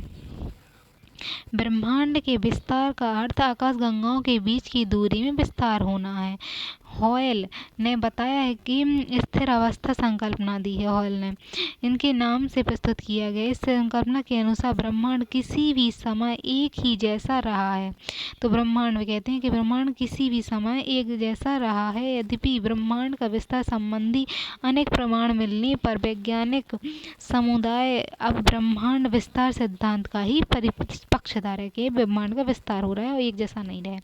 फिर पृथ्वी से संबंधित प्रमुख शब्दावलियां हैं कि ग्रह की उत्पत्ति संबंधित सिद्धांत ही पृथ्वी की उत्पत्ति पर प्रकाश डालते हैं। जिस तरह ग्रह बने वैसे ही पृथ्वी बनी, क्योंकि ग्रह और पृथ्वी की उत्पत्ति एक ही प्रक्रिया से हुई है। तो जर्मन दार्शनिक इमैनुअल कांट, जो जर्मन के दार्शनिक इमैनुअल कांट है, उन्होंने 1755 में न्यूटन के गुरुत्वाकर्षण नियम पर आधारित अपनी वायव्य राशि परिकल्पना के माध्यम से ग्रहों की उत्पत्ति के कारणों को समझने का प्रयास किया। उनका मत गणित के गलत नियमों पर आधारित था। तो उन्होंने जर्मन दार्शनिक ने कहा। फिर नासा द्वारा भी बृहस्पति ग्रह पर भेजे गए जूनो मिशन 2011 के परिप्रेक्ष्य में 2016 में बृहस्पति की ध्रुवीय कक्षा में वो पहुंचा, जिससे बृहस्पति ग्रह के अतिरिक्त अन्य ग्रहों की उत्पत्ति के समय प्रमाण प्रस्तुत किए। फिर ग्रहाणु या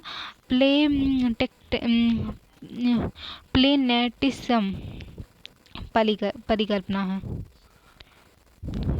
ग्रह निर्माण से पूर्व सूर्य तप्त और गैसपूर्ण नहीं था, वरन ठोस था। यानी ग्रह जब निर्माण हुए तो उससे पहले जो सूर्य था वो गैस में नहीं था बल्कि ठोस था। फिर वर्षों से निरंतर चक्राकार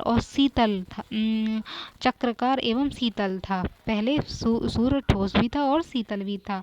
फिर ब्रह्मांड में घूमते हुए तारे की आकर्षण शक्ति का निर्माण सूर्य के धरातल से असंख्य छोटे छोटे ग्रहाणुओं के मिलने से हुए। यानी छोटे छोटे जो और ग्रहाणु थे वो सूर्य में मिलते गए आकर्षण शक्ति के निर्माण से।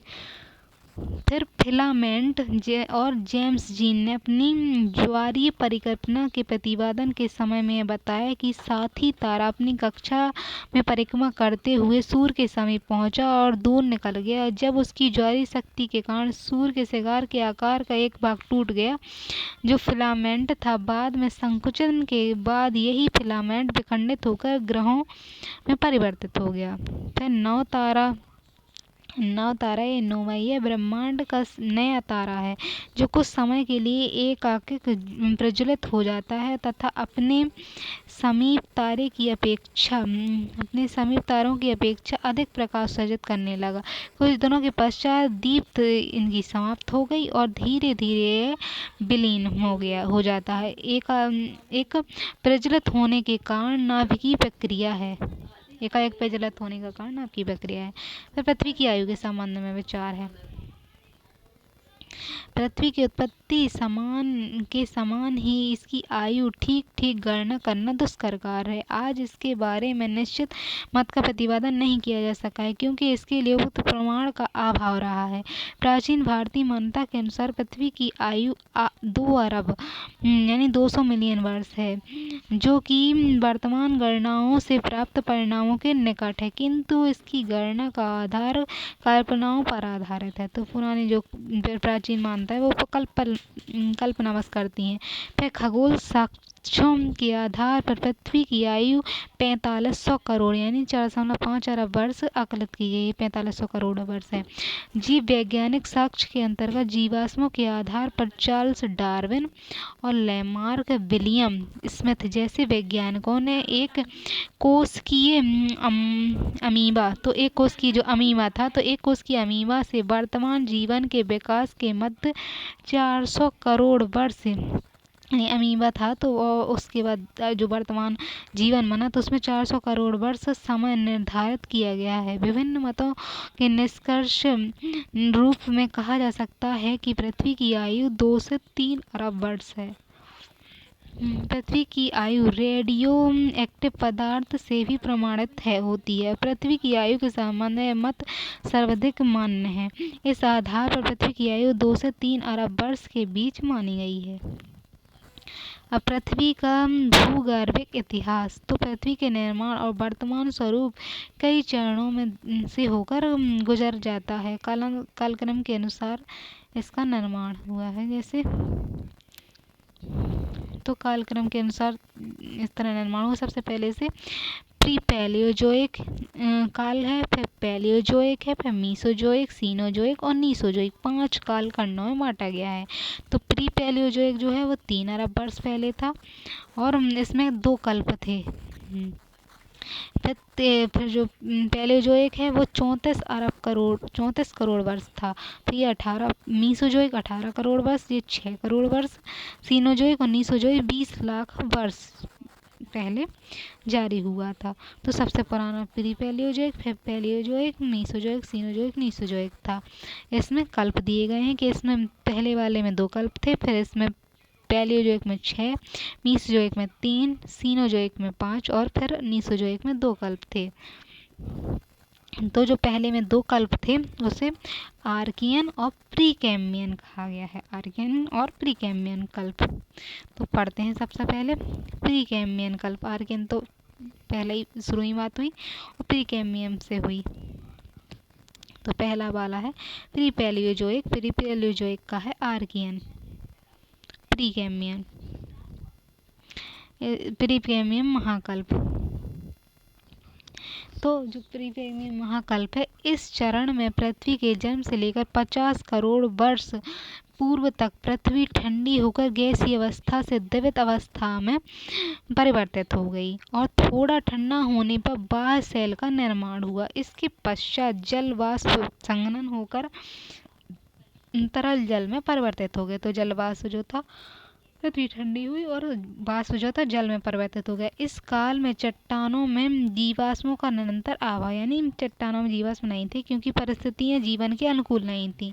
ठोस पदार्थ अवक्षेपित होकर समुद्र में जमा हो गए। ठोस पदार्थ जो है वो अवक्षेपित हो रहे और पृथ्वी की हलचल के कारण इसका रूपांतरण प्रारंभ हुआ। संपूर्ण प्रीकैम्बियन काल में आग्नेय चट्टानें पाई जाती हैं। अमेरिका में सुपीरियर झील से समीप का भाग, भारत में धारवाड़, छोटा नागपुर पठार, कुड़प्पा समूह और आरावली का विकास इसी महाकल्प में हुआ। तो सबसे पहली वो अवस्था है प्रीकैम्बियन, उसकी प्री कैलियोजोइक जो है उसी में हुआ। इस निर्माणकारी हलचल में चर्नियन हलचल, तो जो हलचल हुई इस समय, तो इस हलचल का नाम है चर्नियन हलचल कहते हैं।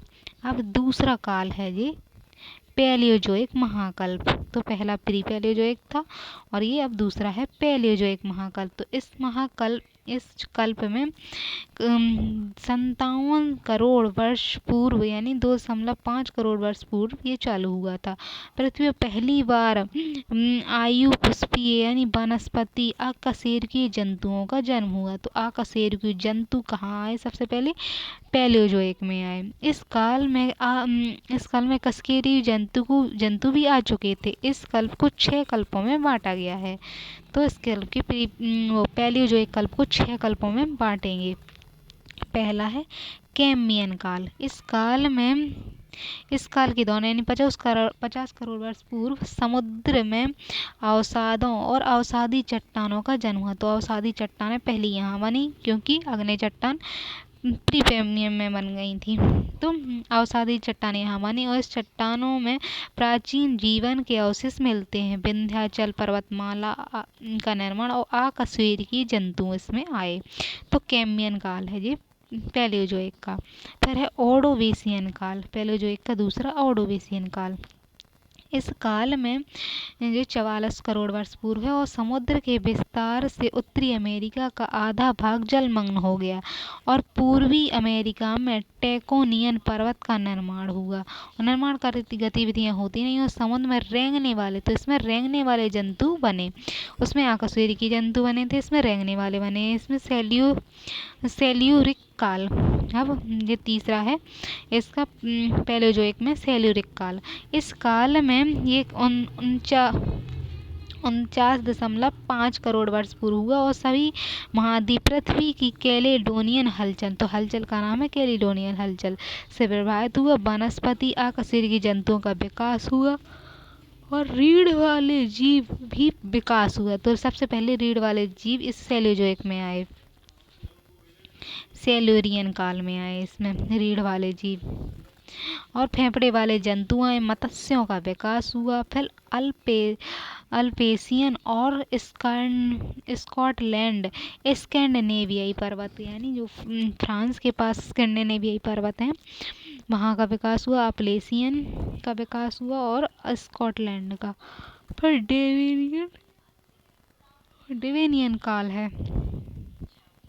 तो पैलियोजोइक का दूसरे वाले जो पैलियोजोइक था उसकी का डेवोनियन काल है चौथा। इस काल में ये 34 करोड़ वर्ष पूर्व था। तो ये सभी महाद्वीपों पर ऊंची पर्वत श्रृंखलाएं विकसित हुई। तो ऊंची श्रृंखलाएं कहाँ विकसित हुई? महाद्वीपों पर पर्वत श्रृंखलाएं विकसित हुई डेवोनियन काल में। पृथ्वी की कैलेडोनियन गति का परिणाम थे। इसके प्रमाण स्कैंडिनेवियाई, दक्षिण पश्चिम स्कॉटलैंड, आयरलैंड और पूर्वी अमेरिका में स्पष्ट देखे जा सकते हैं। इस काल में समुद्रों में प्रवालों का निर्माण प्रारंभ हुआ। तो समुद्र में प्रवाल बने इसमें डेवोनियन में। उभयचर आए, कशेरुकीय जंतु, तो डेवोनियन में कशेरुकीय जंतु दिखे और मत्स्य युग आरंभ हुआ। फिर पांचवा था इसका कार्बोनिफेरस काल। तो कार्बोनिफेरस काल है। तो ये पैलियोजोइक का पांचवा काल है, क्योंकि 6 भागों में बांटा था तो उसमें पांचवा है कार्बोनिफेरस। इस युग में ये कब हुआ? तो 28 करोड़ वर्ष पूर्व पृथ्वी की अमेरिकन हलचल थी। तो उसमें ब्रिटेन, फ्रांस के भूभाग सर्वाधिक प्रभावित हुए। इस काल में ताप व आर्द्रता में वृद्धि हुई, तापमान बढ़ा और आर्द्रता बढ़ी। अत्यधिक वर्षा के कारण और ज़्यादा वर्षा हुई, इससे बड़े भूभाग पर दलदली क्षेत्र में परिवर्तित हो गए। सघन वन बड़े भूभाग को घेर लिया। कुछ काल के पश्चात ये वन जलमग्न होकर अवसादी निक्षेप के नीचे दब गए, और ये वन जो थे वो नीचे दब गए। परिणाम स्वरूप ये वन कोयला संस्तर में परिवर्तित हो गए। इसी कारण इस काल को कार्बोनिफेरस काल की संज्ञा दी गई। कोयला संस्तर ही आज कोयला प्राप्ति के प्रमुख स्रोत हैं। फिर सरीसृप की उत्पत्ति, प्रवाल रोधिकाओं का निर्माण हुआ। वृक्षों के दबने से गोंडवाना क्रम की चट्टानें, उनका गोंडवाना चट्टानों का निर्माण हुआ। फिर परमियन काल। तो इस काल में, ये काल कब से शुरू हुआ? तो 2200 करोड़ वर्ष पूर्व हुआ परमियन काल। ये पैलियोजोइक का लास्ट है, यानी 6वां काल है। तो यूरोप का भूभाग हर्सेनियन हलचल, इसमें हर्सेनियन हलचल हुई थी। तो यूरोप का भूभाग हर्सेनियन हलचल से प्रभावित था और जलवायु क्रमिक रूप से शुष्क होने लगी। समुद्र स्थल पर वनस्पति जीव जंतु की विकास यात्रा बढ़ी। तो समुद्र के आसपास जीव जंतु बने और इस काल में कोणधारी वनों की प्रचुरता थी। फिर इस काल में ब्लैक फॉरेस्ट जैसे पर्वत और भ्रंश खंड पर्वत का और शेनशान का निर्माण हुआ। फिर तीसरा जो महाकल्प था उसमें मेसोजोइक महाकल्प कहते हैं। मीसोजोइक, इस काल को 3 कालों में विभाजित किया गया है। इसमें सरीसृपों का युग भी कहते हैं। तो जो मीसोजोइक है वो 3 कल्पों में है। तो पहला इसका कल्प है ट्रियोसिक काल, ट्रियोसिक, फिर जुरासिक, एक और है। तो ट्रियोसिक काल जो है वो 19 करोड़ वर्ष पूर्व का, इसके अंतिम समय में पेंजिया का विभाजन हुआ। तो ट्रियोसिक में पेंजिया विभाजन आरंभ हो गया और रेंगने वाले जीवों का काल कहते हैं। तो ट्रियोसिक को रेंगने वाले जीवों। फिर जुरासिक काल, इस काल में 13 करोड़ वर्ष यानी 13.6 करोड़ वर्ष पूर्व हुआ ये, और धरातल पर रेंगने वाले रीढ़ विहीन जंतुओं जीव की अधिकता थी और डायनासोर का युग भी था। जुरासिक काल। फिर क्रिस्टेशियस काल। यह काल 7 करोड़ क्रिस्टेशियस 7 करोड़ वर्ष पूर्व था। कोयला निर्माण की द्वितीय अवस्था है ये कार्बोनिफेरस में पहले हो गया था। तो कोयला निर्माण की दूसरी अवस्था कहा जाने लगा। ये इस युग में लावा का उद्गार प्रमुख है और डक्कन टैप का निर्माण। तो क्रिस्टेशियस काल में डक्कन टैप का निर्माण हुआ और इसी काल में रॉकी, एंडीज, डक्कन टैप, काली मिट्टी का निर्माण और कछुआ जे आए। फिर ज्वालामुखी क्रिया हुई जिससे एंजियोस्पर्म पौधे का विकास हुआ। तो एंजियोस्पर्म पौधों का विकास हुआ। उत्तर पश्चिम कनाडा, अलास्का, मेक्सिको, ब्रिटेन के डोवर क्षेत्र में खरिया मिट्टी का खरिया मिट्टी का जमाव इस काल की प्रमुख विशेषता थी। फिर सीनोजोइक महाकल्प। सीनोजोइक महाकल्प हुआ। इस महाकल्प का उद्भव आज से 6.5 करोड़ वर्ष पूर्व आरंभ हुआ था। 20 लाख वर्ष पूर्व ये समाप्त हो गया। तो सीनोजोइक महाकल्प था वो 20 लाख वर्ष पूर्व समाप्त हो गया। इस महाकल्प को 2 कल्प और 7 युगों में बांटते हैं। तो जो सीनोजोइक है चौथा का महाकल्प उसे 2 कल्प में और 7 युगों में बांटा है। 20 लाख वर्ष पूर्व हुआ, समाप्त हो गया जी। तो सीनोजोइक महाकल्प था। 3 कल्प भी थे। तो 3 कल्प में पोलियोसीन काल है, इयोसीन काल है, ओलिगोसीन काल है। पोलियोसीन काल है तो इस युग में जो 7 करोड़ से 6 करोड़ वर्ष पूर्व आरंभ हुआ, इसमें लेमेराइट हलचल के परिणाम स्वरूप लेमेराइट हलचल हुई थी इस समय, और अमेरिका में रॉकी पर्वत का निर्माण हुआ था। वर्तमान में घोड़े का आधार रूप इसी में विकसित हुआ और बंदर भी इसी में विकसित हुआ। फिर इयोसीन काल, इस युग में 6 करोड़ से 3.5 करोड़ मतलब वर्ष पूर्व हुआ था। तो 3.5 करोड़ वर्ष हुआ। इसमें भूतल पर विभिन्न दरों के माध्यम से, नहीं भूतल पर बहुत सारी दरारें थी, तो दरारों के माध्यम से लावा का उद्गार हुआ। स्तनधारी प्राणी, फलदार पेड़ पौधे तथा अनाजों की कई प्रजातियां विकसित हुईं और बृहद हिमालय का निर्माण प्रारंभ हुआ। तो बृहद हिमालय इयोसीन काल में बनना प्रारंभ हुआ। फिर है ओलिगोसीन काल। तो ओलिगोसीन काल जो है वो 2.5 करोड़ वर्ष पूर्व अल्पाइन पर्वत के निर्माण प्रक्रिया हुई। तो यहाँ अल्पाइन के पर्वत बने, मानवकार कपी अस्तित्व में आए। तो ओलिगोसीन में मानवकार कपी अस्तित्व में आए, जिससे वर्तमान मानव का विकास हुआ। फिर मायोसीन काल है।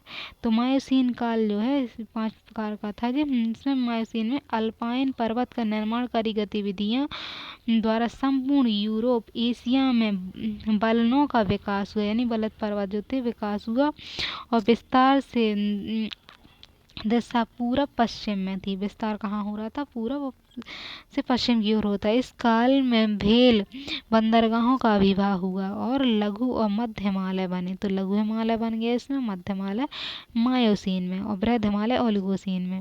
फिर प्लेस्टोसीन काल 5वां काल है इसी का। तो मायोसीन जो काल था, मायोसीन काल था, तो इसमें सबसे पहला काल था, तृतीय जो कल्प था सीनोजोइक काल। सीनोजोइक कल्प में पोलियोसीन, इयोसीन, ओलिगोसीन, मायोसीन और प्लायोसीन। तो प्लायोसीन है जो ये 5वां। तो प्लायोसीन काल 20 लाख वर्ष पूर्व हुआ। समुद्र के निरंतर अवसादीकरण से यूरोप, मेसोपोटामिया, उत्तर भारत में सिंध और अमेरिका के मैदानों का विकास हुआ। तो मेसोपोटामिया की सभ्यता जो थी वो मेसोपोटामिया आई, यहाँ उत्तर भारत आया, सिंध आया, अमेरिका का विस्तार हुआ। बड़े स्तनधारी वाले प्रजातियां विकसित हुई प्लायोसीन में। अब है नियोजोइक महाकल्प। नियोजोइक महाकल्प, यह महाकल्प 20 लाख वर्ष पूर्व से वर्तमान तक माना जाता है। तो महाकल्प नियोजोइक है जो 20 लाख वर्ष पूर्व से वर्तमान अभी तक माना जा रहा है। नियोजोइक महाकल्प। नियोजोइक महाकल्प में पहला है क्वाटरनरी कल्प, इसे प्लेस्टोसीन काल कहते हैं। ये 10 लाख यानी 10,000 वर्ष पूर्व था। इस काल में तापमान स्तर इतना नीचे गिरे कि संपूर्ण अफ्रीका, यूरोप, आर्कटिक और अंटार्कटिक बर्फ पर एक मोटी सी परत चढ़ गई। इसलिए इस चरण में हिमयुग की संज्ञा दी जाती है। इस हिमच्छादन के फलस्वरूप वनस्पति जंतु के जीवन पर दूरगामी प्रभाव पड़ा। स्तनधारियों का विकास तेजी से हुआ और हिमचादर की स्थिति में 4 बार परिवर्तन हुआ। तो 4 बार बर्फ का इस तरह से ढक गई पृथ्वी बार बार। फिर हिम चादर के पीछे हटने से उत्तर अमेरिका में 5 महाझीलों का निर्माण हुआ। तो ये प्लेस्टोसीन काल था। फिर हेलोसीन काल है।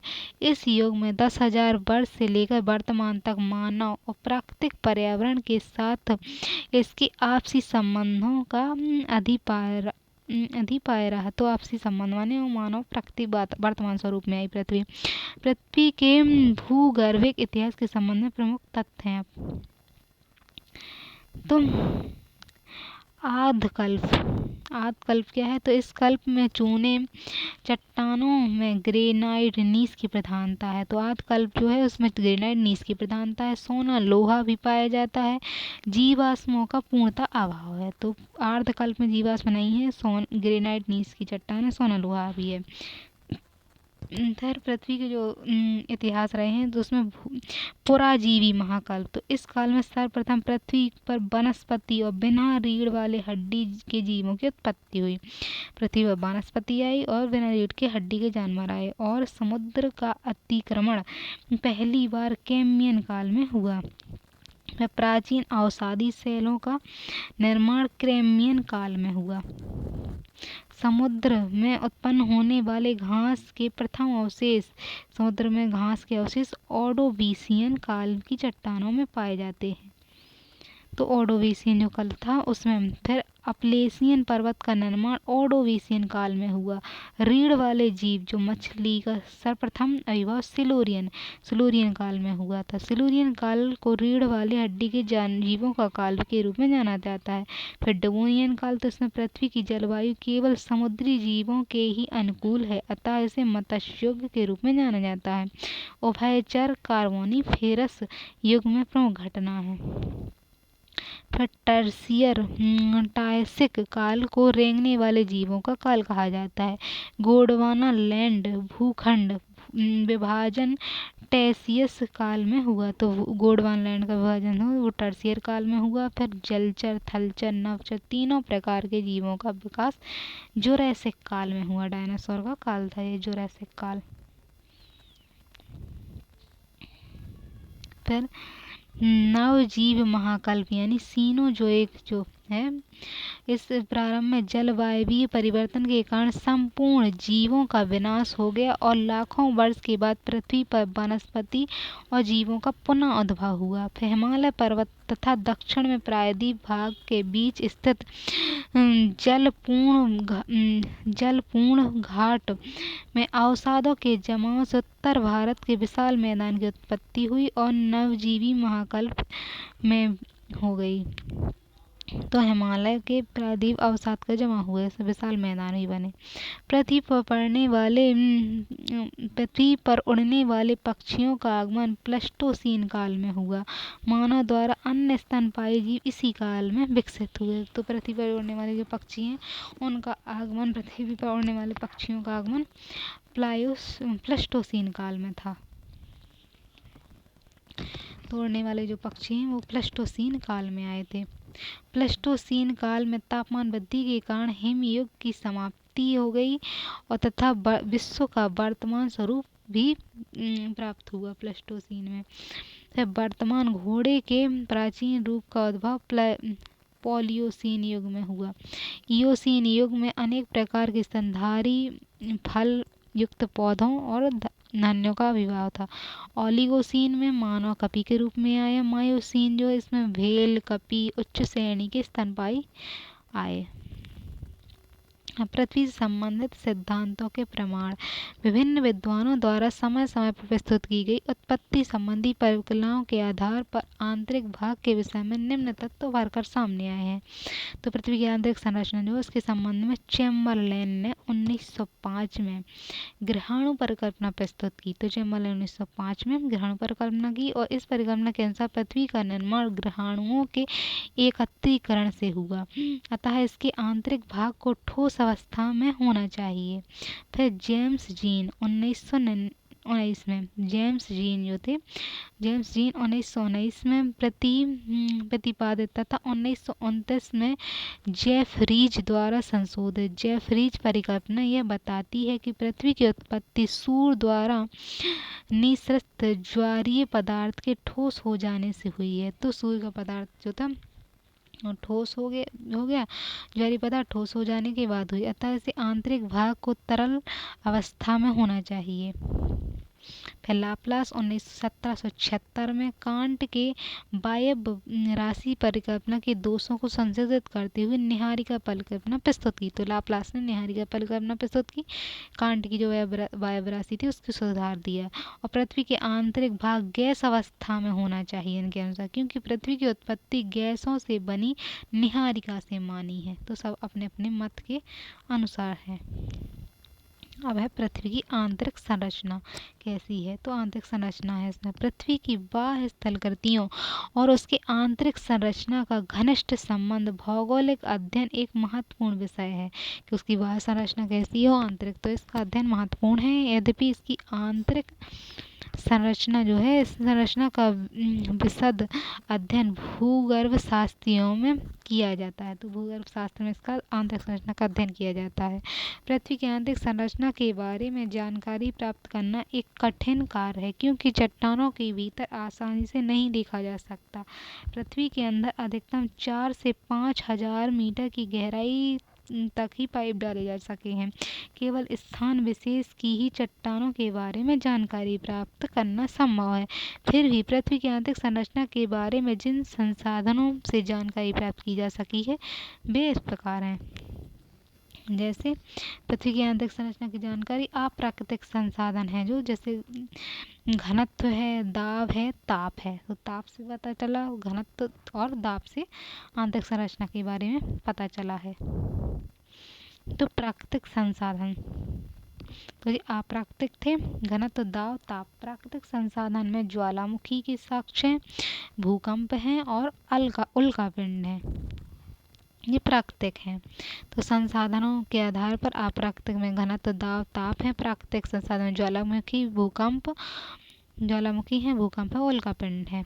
तो सबसे पहले अप्राकृतिक संसाधन के बारे में है। घनत्व, डेंसिटी। पृथ्वी के भूतल पर अधिकांश भाग महाद्वीपों से बना हुआ है, जिसकी संरचना अवसादी चट्टानों से हुई है। तो भूतल जो है, भूमि का पटल, तो उसकी उसकी संरचना कैसी, अवसादी चट्टानें हैं वहाँ पाई जाती हैं। इसका औसत घनत्व, जो भूमि का पटल है, महाद्वीपीय पटल, उसका घनत्व कितना है, 2.7 है। इसके नीचे अग्नेय चट्टानें हैं, कहीं कहीं पर भूपटल के ऊपर निकल आई हैं, तो अग्नेय चट्टानें ऊपर भी निकल आई हैं। फिर न्यूटन के गुरुत्वाकर्षण सिद्धांत के अनुसार संपूर्ण पृथ्वी का घनत्व, तो पृथ्वी का जो घनत्व है, न्यूटन के पृथ्वी का घनत्व 5.5 है। अर्थात यह है कि पृथ्वी के आंतरिक भागों में घनत्व अधिक है। लगभग 400 मीटर की गहराई पर घनत्व 3.5 तक ही है। तो 400 किलोमीटर की गहराई पर जाने पर 3.5 घनत्व है, लेकिन 2900 किलोमीटर की गहराई पर जाने पर घनत्व 5.6 हो जाता है और पृथ्वी के क्रोड़ तक की सीमा शुरू हो जाती है। इस सीमा पर पहुंचकर घनत्व एकदम बढ़ जाता है और 9.7, जब क्रोड़ पर पहुंचते हैं तो उसके पास 9.7 तक पहुंच जाता है। इसके बाद घनत्व एक समान गति से बढ़ता जाता है। तो एक समान गति से पृथ्वी का तापमान बढ़ता है, फिर पृथ्वी के केंद्र पर 11 से 12 तक बढ़ जाता है। तो घनत्व इस तरह से बढ़ रहा है। फिर पृथ्वी के आंतरिक भाग में इसका अधिक घनत्व होने के संबंध में दो मत हैं प्रस्तुत किए गए हैं। पहले मत के अनुसार आंतरिक भाग पर ऊपर स्थित चट्टानों द्वारा दबाव पड़ता होगा, यानी ऊपर की जो चट्टान है उसका दबाव रहा होगा, जिससे वहाँ घनत्व अधिक हो जाता है। परंतु प्रयोगशाला में सेलों को दबाकर देखा गया तो एक सीमा के बाद सेलों का घनत्व नहीं बढ़ता। अतः पृथ्वी के आंतरिक भागों पर अधिक घनत्व बाह्य दबाव के कारण नहीं है, बल्कि दूसरे मत के अनुसार पृथ्वी का क्रोड़ ऐसी चट्टानों से बना हुआ है जिसका घनत्व अधिक है, यानी चट्टानें इस तरह से हैं जिनका घनत्व अधिक है। अतः विद्वान इस संबंध में लगभग एक मत है कि पृथ्वी का आंतरिक भाग भारी पदार्थ से बना हुआ है। पृथ्वी का क्रोड़ मुख्यतः लोहा या निकल से बना हुआ माना जाता है, क्योंकि इन्हीं पदार्थों का घनत्व इतना अधिक होता है। इस मत के पक्ष में विद्वानों द्वारा दो प्रमाण भी प्रस्तुत किए गए हैं। पृथ्वी का एक समान चुम्बक की भांति व्यवहार करती है। तो प्रमाण दिए हैं कि पृथ्वी चुम्बक की भांति व्यवहार करती है, जिसके कारण पृथ्वी के चारों चुंबकीय क्षेत्र है, जिससे यह सिद्ध होता है कि पृथ्वी का आंतरिक भाग चुंबकीय यानी धातु, लोहे या निकल द्वारा निर्मित किया गया है। इसके ऊपर क्रमशः हल्की सैलन होनी चाहिए ऊपर हल्की सैलें हैं। पृथ्वी के तरल तल पर सबसे कम घनत्व और घनत्व वाली चट्टानें हो जाए, तो पृथ्वी का जो ऊपरी भाग है वहाँ सबसे कम घनत्व वाली चट्टानें हैं। अंतरिक्ष से पृथ्वी पर गिरने वाले उल्काओं के अध्ययन से पता चला है कि इसके निर्माण में भी लोहे, निकेल के जैसे भारी पदार्थों की प्रधानता है। तो विद्वानों का विचार है कि पृथ्वी की उत्पत्ति, इसकी आंतरिक संरचना उल्काओं जैसी है, कि पृथ्वी की संरचना भी उल्काओं जैसी हुई होगी, अतः पृथ्वी के अंदर भी लोहा, निकल होना चाहिए। फिर उल्काओं में अभी तक ऐसा कोई खनिज अथवा तत्व नहीं पाया गया जो पृथ्वी पर उपस्थित ना हो, यानी जितने तत्व उसमें पाए गए उल्काओं में वो पृथ्वी पर भी है। इसीलिए पृथ्वी की आंतरिक संरचना के संबंध में उल्काओं से बहुत कुछ जाना जा सकता है। फिर अब है दाब का सिद्धांत। तो घनत्व वाला था, अब दाब। ये घनत्व बढ़ता है। पृथ्वी के आंतरिक भाग में किसी स्थान पर 1 वर्ग सेंटीमीटर क्षेत्रफल पर पड़ने वाले भार को दाब कहते हैं। तो 1 वर्ग सेंटीमीटर है, उस पर जो दाब पड़ता है उसे भार पड़ता है, उसे दाब कहते हैं। धरातल के नीचे ज्यों ज्यों बढ़ते हैं तो दाब बढ़ता है, नीचे जाते हैं तो दाब बढ़ता जाता है। फलस्वरूप घनत्व में भी वृद्धि हो जाती है, तो घनत्व भी बढ़ जाता है, दाब बढ़ता है। तो इसी कारण पृथ्वी के सबसे आंतरिक भाग में घनत्व अत्यधिक है। तो दाब के कारण कह रहे हैं कि घनत्व अधिक है। और 12 ग्राम प्रति सेंटीमीटर क्यूब पाया जाता है। वैज्ञानिकों के अनुसार पृथ्वी के केंद्र पर दाब सर्वाधिक है।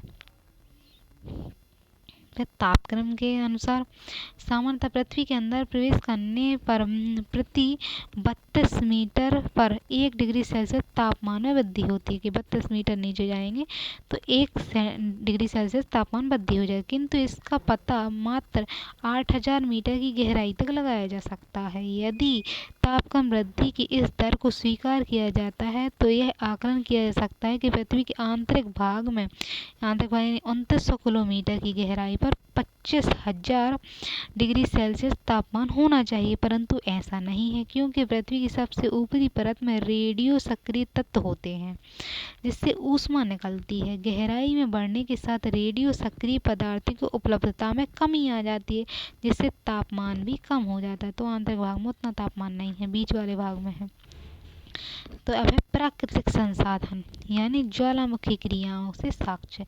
ज्वालामुखी उद्भेदन के समय पृथ्वी के आंतरिक भाग से गर्म तथा तरल लावा निकलकर धरातल पर प्रवाहित होता है, जिससे ऐसा प्रतीत होता है कि पृथ्वी के आंतरिक भाग में विशाल मैग्मा अवस्थित है। इससे यह निष्कर्ष निकालना आसान है कि पृथ्वी के अंदर कुछ भाग अवश्य ही द्रव अवस्था में होना चाहिए, लेकिन यह स्पष्टीकरण भी आवश्यक है कि पृथ्वी के ऊपरी भाग में पड़ने वाले भारी दबाव, तो पृथ्वी के जो ऊपरी भाग है उससे भारी दबाव आंतरिक भाग की चट्टानों को द्रवित अवस्था में आने ही नहीं देगा। तो लेकिन जो पृथ्वी का दबाव है तो उसे तरल अवस्था में नहीं आने देगा। इस तरह पृथ्वी के आंतरिक भाग को ठोस होना चाहिए, क्योंकि अत्यधिक दाब के कारण चट्टानों का द्रवणांक बिंदु ही बढ़ जाएगा।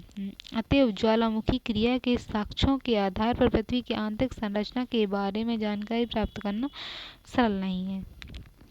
भूकंप विज्ञान के साक्ष्य।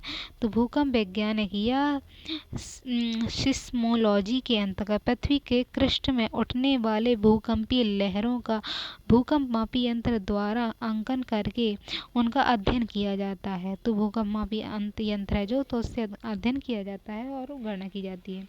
इस अध्ययन से पृथ्वी की आंतरिक संरचना के बारे में काफ़ी जानकारी प्राप्त की गई है, जो संपूर्ण भूगर्भिक भागों से अपनी प्रकृति के अनुसार भ्रमण करती हैं।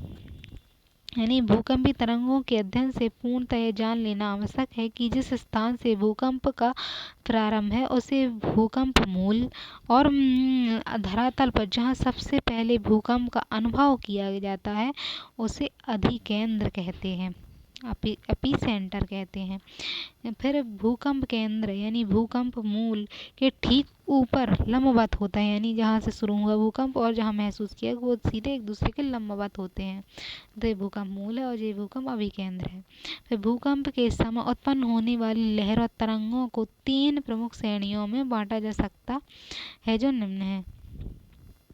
3 श्रेणियों में भूकंप की लहरों को बांटा गया है। पहली है भूकंप की लहरों में भूकंप के समय उत्पन्न होने वाली लहरों में पी प्रकार की तरंगें। ये तरंगें ध्वनि तरंग के समान होती हैं तथा ठोस द्रव तीनों माध्यम में चलती हैं। पी प्रकार की तरंगें गुजर सकती हैं। सर्वाधिक तीव्र गति से चलने वाली तरंगें हैं और सर्वप्रथम यही तरंगें पहुंचती हैं। फिर दूसरी है एस तरंगें। तो इन तरंगों में सबसे बड़ी विशेषता यह है कि ये तरल माध्यम में संचालित करने में असमर्थ होती हैं, तरल माध्यम में नहीं जाती, केवल ठोस माध्यम से ही गुजरती हैं। फिर धरातलीय तरंगें, एल तरंगें। ये दीर्घ अवधि वाली तरंगें हैं जो गहराई पर लुप्त हो जाती हैं। इसमें कंपन की गति सर्वाधिक होती है। तो ये है गहराई पर जाती हैं और फिर लुप्त हो जाती हैं और कंपन की गति सर्वाधिक इन्हीं में होती है एल तरंगों में। ये तरंगें आड़े तिरछे धक्का देने के कारण सर्वाधिक विनाश भी करती हैं। तो एल तरंगें सबसे ज़्यादा विनाश करने वाली तरंगें हैं। इसी तरह है प्राथमिक तरंगें या लंबात्मक तरंगें। कई प्रकार की तरंगें बोलते हैं। सर्वाधिक तीव्र गति से चलने वाली तरंगें ये लहरें ध्वनि तरंग की भांति सीधी रेखा में चलती हैं। इस पदार्थ के कण की गति दिशा में आंदोलन होता है। ये लहरें ठोस भाग में अत्यधिक तीव्र गति से प्रवाहित होती हैं। लहरों को पी से सूचित किया जाता है। अनुदैर्घ्य तरंगें भी कहते हैं और धरातल पर सर्वप्रथम यही पहुंचती हैं। तो अनुदैर्घ्य तरंगें हैं जी ध्वनि के समान। फिर गौण या आड़ी तरंगें एस तरंगें कहते हैं। इनकी प्रकृति जल या प्रकाश की तरह मिलती जुलती है। तो प्रकाश की तरह होती है। इनमें कणों की गति लहर की दिशा में समकोण पर काटती है। मुख्य विशेषता यह है कि ये द्रव में लुप्त हो जाती हों। एस को सूचित किया जाता है। अनुप्रस्थ प्रकाश की तरह होती हैं। फिर धरातलीय लहरें, ये लहरें पृथ्वी के ऊपरी भाग पर पहुंचती हैं। इन्हीं लहरों से पृथ्वी के ऊपरी भाग पर अत्यधिक विनाश होता है। लंबवत मार्ग तय करती हैं। कंपन गति सर्वाधिक होती है। साथ ही तरंगें आड़े तिरछे धक्का देती हैं। इससे सर्वाधिक विनाश होता है और गति कम होती है। इन्हीं लॉन्ग या एल वेव कहते हैं। पृथ्वी प्राथमिक पी, गौण एस और धरातलीय एल तरंगों का अंकन सिस्मोग्राफी के माध्यम से किया जाता है। सिस्मोग्राफी इन तीनों प्रकार की तरंगों को रेखांकित करता है। प्रथम दोनों प्रकार की तरंगों की गति गहराई के साथ साथ बढ़ती जाती है। हालांकि गति में यह वृद्धि केवल 29 किलोमीटर की गहराई तक सीमित होती है। उसके बाद एस तरंगें लुप्त हो जाती हैं। तो एस तरंगें लुप्त हो जाती हैं, जबकि पी तरंगें गति कम हो जाती है। पी तरंगों की जो गति है कम हो जाती है। एल तरंगें पृथ्वी के धरातल पर चलती हैं, जबकि एस तरंगें लगातार अवस्था वाली चट्टानों के माध्यम से नहीं गुजर सकती। तरल अवस्था वाली जो हैं वो तरल अवस्था से नहीं गुजर सकती। ये सब ठोस माध्यम से गुजरती हैं। इन तरंगों के अध्ययन से पता चला है कि पृथ्वी के धात्विक कोण की प्रकृति तरल पदार्थ जैसी है। इसके विपरीत 1900 किलोमीटर की गहराई पर पृथ्वी की चट्टानों का स्वभाव ठोस पदार्थ के समान है। भूकंप के अधिकेंद्र पर सबसे पहले अनुभव किया जाने वाला कंपन लघु कमजोर कंपन है, जिसे प्राथमिक कंपन के रूप में जाना जाता है। कुछ समय के पश्चात दूसरा एवं अपेक्षाकृत अधिक शक्तिशाली कंपन अनुभव किया जाता है। तत्पश्चात मुख्य कंपन आता है। इन्हीं तीन कंपनों में पी, एस, एल लहरों का प्रदर्शन माना जाता है। फिर उल्कापिंड के साक्ष्य। तो वर्तमान में पृथ्वी पर कई बड़े उल्कापिंड हैं। तो उल्कापिंडों से साक्ष्य मिला है। तो उल्कापिंड पृथ्वी पर मिले हैं जो इसी युग में पृथ्वी के गुरुत्वाकर्षण के कारण आकर गिरे थे। हालांकि इन पिंडों से बाह्य परत तो धीरे धीरे क्षीण होकर नष्ट हो गई, किंतु इसका आंतरिक कोर बचा हुआ है। इन पिंडों के कोर के आधार पर ही पृथ्वी के आंतरिक कोर की कल्पना की जाती है। अब है पृथ्वी के आंतरिक भाग का रासायनिक संगठन किस तरह से रसायन के अनुसार बना है। तो पृथ्वी के आंतरिक भाग की रासायनिक संरचना एवं संगठन के बारे में विभिन्न विद्वानों का विचार परस्पर भिन्न है। फिर भी भौगोलिक जगत में एडवर्ड स्वेस के विचार में काफ़ी हद तक मान्य है। तो एडवर्ड स्वेस का जो विचार है वो मान्य है। उन्होंने बताया कि भूपटल पर सबसे ऊपरी भाग परत अवसादी शैलों के बना है और जिसकी गहराई और घनत्व दोनों बहुत कम है। तो इसकी गहराई अवसादी चट्टानों की कम है और घनत्व भी बहुत कम है। इसकी संरचना विशेष रूप से सिलिकेट, तो ऊपरी जो परत है उसमें सिलिकेट से बनी रवेदार शैलें का योगदान है। इसमें फेल्सपार और अभ्रक जैसे खनिज बड़ी मात्रा में पाए जाते हैं। इसी परत के नीचे एडवर्ड स्वेस महोदय ने 3 परतों की उपस्थिति स्वीकार की है। इसमें सिलिका होता है और सिलिका और मैंगनीज अधिकता होती है। यह परत 2.90 यानी से 4.75 तक है। इसकी गहराई कितनी है? तो ये परत है 1029 किलोमीटर तक है। यहाँ इस पर यह परत बेसाल्ट की शैलों की है जिसमें क्षारीय अंश की प्रधानता है। तो बेसाल्ट की चट्टानें हैं, इसमें क्षारीय अंश की प्रधानता है। इसमें मैग्नीशियम, कैल्शियम, लोहा, सिलिकेट अधिक हैं। ज्वालामुखी उद्भेदन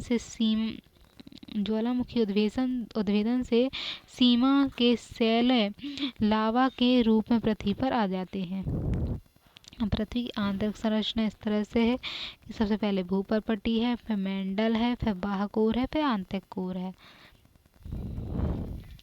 नीफे, तो इसकी संरचना है, तो सबसे पहली संरचना थी इसकी सीमा, पहली जो परत थी आंतरिक संरचना में 3 परतों में विभाजित किया गया था। तो स्याल, सीमा और नीफे। तो एडवर्ड स्वेस ने जो मापा है उसमें शायद ये तीनों परतों में, तो पहली सियाल है। तो अवसादी शैलों के नीचे सियाल की परत है। इसकी संरचना सिलिका और एल्युमिनियम से बनी है। तो एडवर्ड स्वेस ने जो बताया उसमें पहली परत सिलिका और मतलब सियाल है, उसमें सिलिका और एल्युमिनियम पाया जाता है। फिर इसी कारण इसे सियाल कहते हैं। इसी परत की गहराई 50 से 300 किलोमीटर है। तो इसकी गहराई 50 से 300 किलोमीटर तक जाती है ये।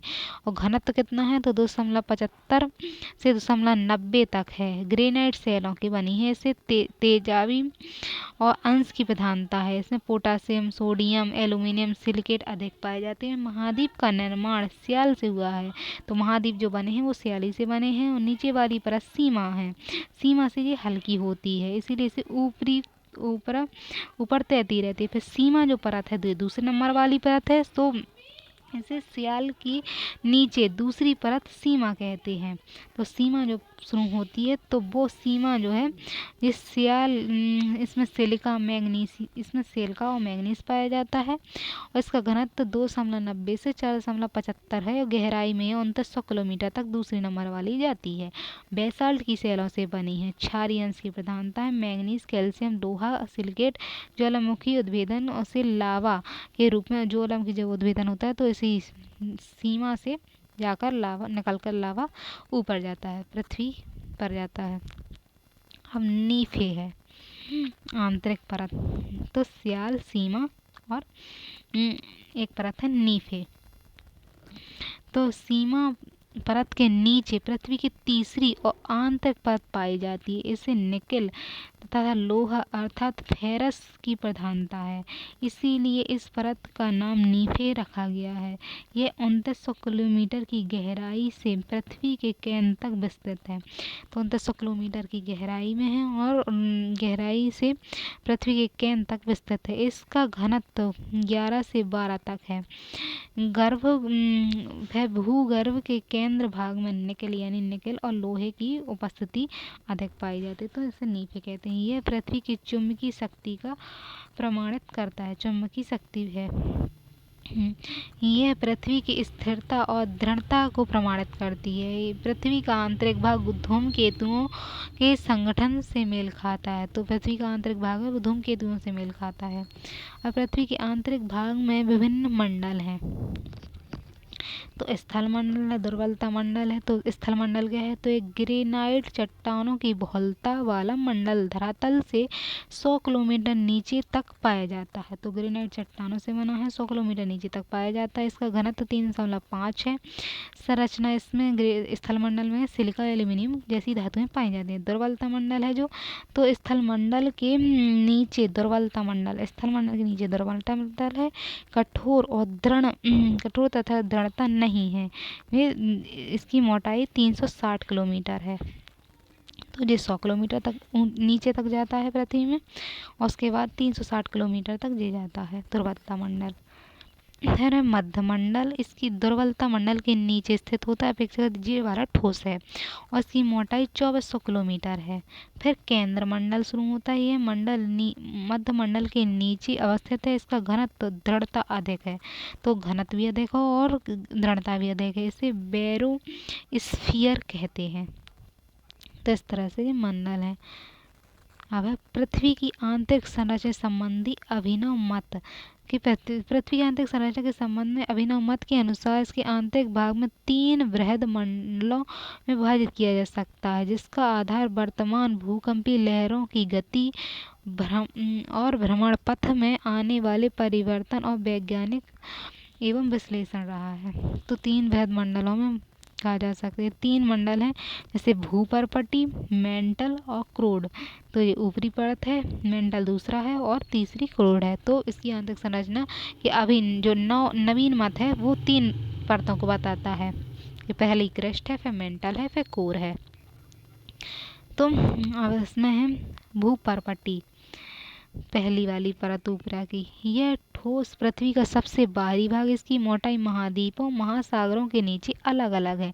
महासागरों के नीचे इसकी मोटाई 5 किलोमीटर है, जबकि महाद्वीपों के नीचे 30 किलोमीटर है, और पर्वतीय श्रृंखलाओं के क्षेत्र में 70 से 100 किलोमीटर मोटी हो जाती है।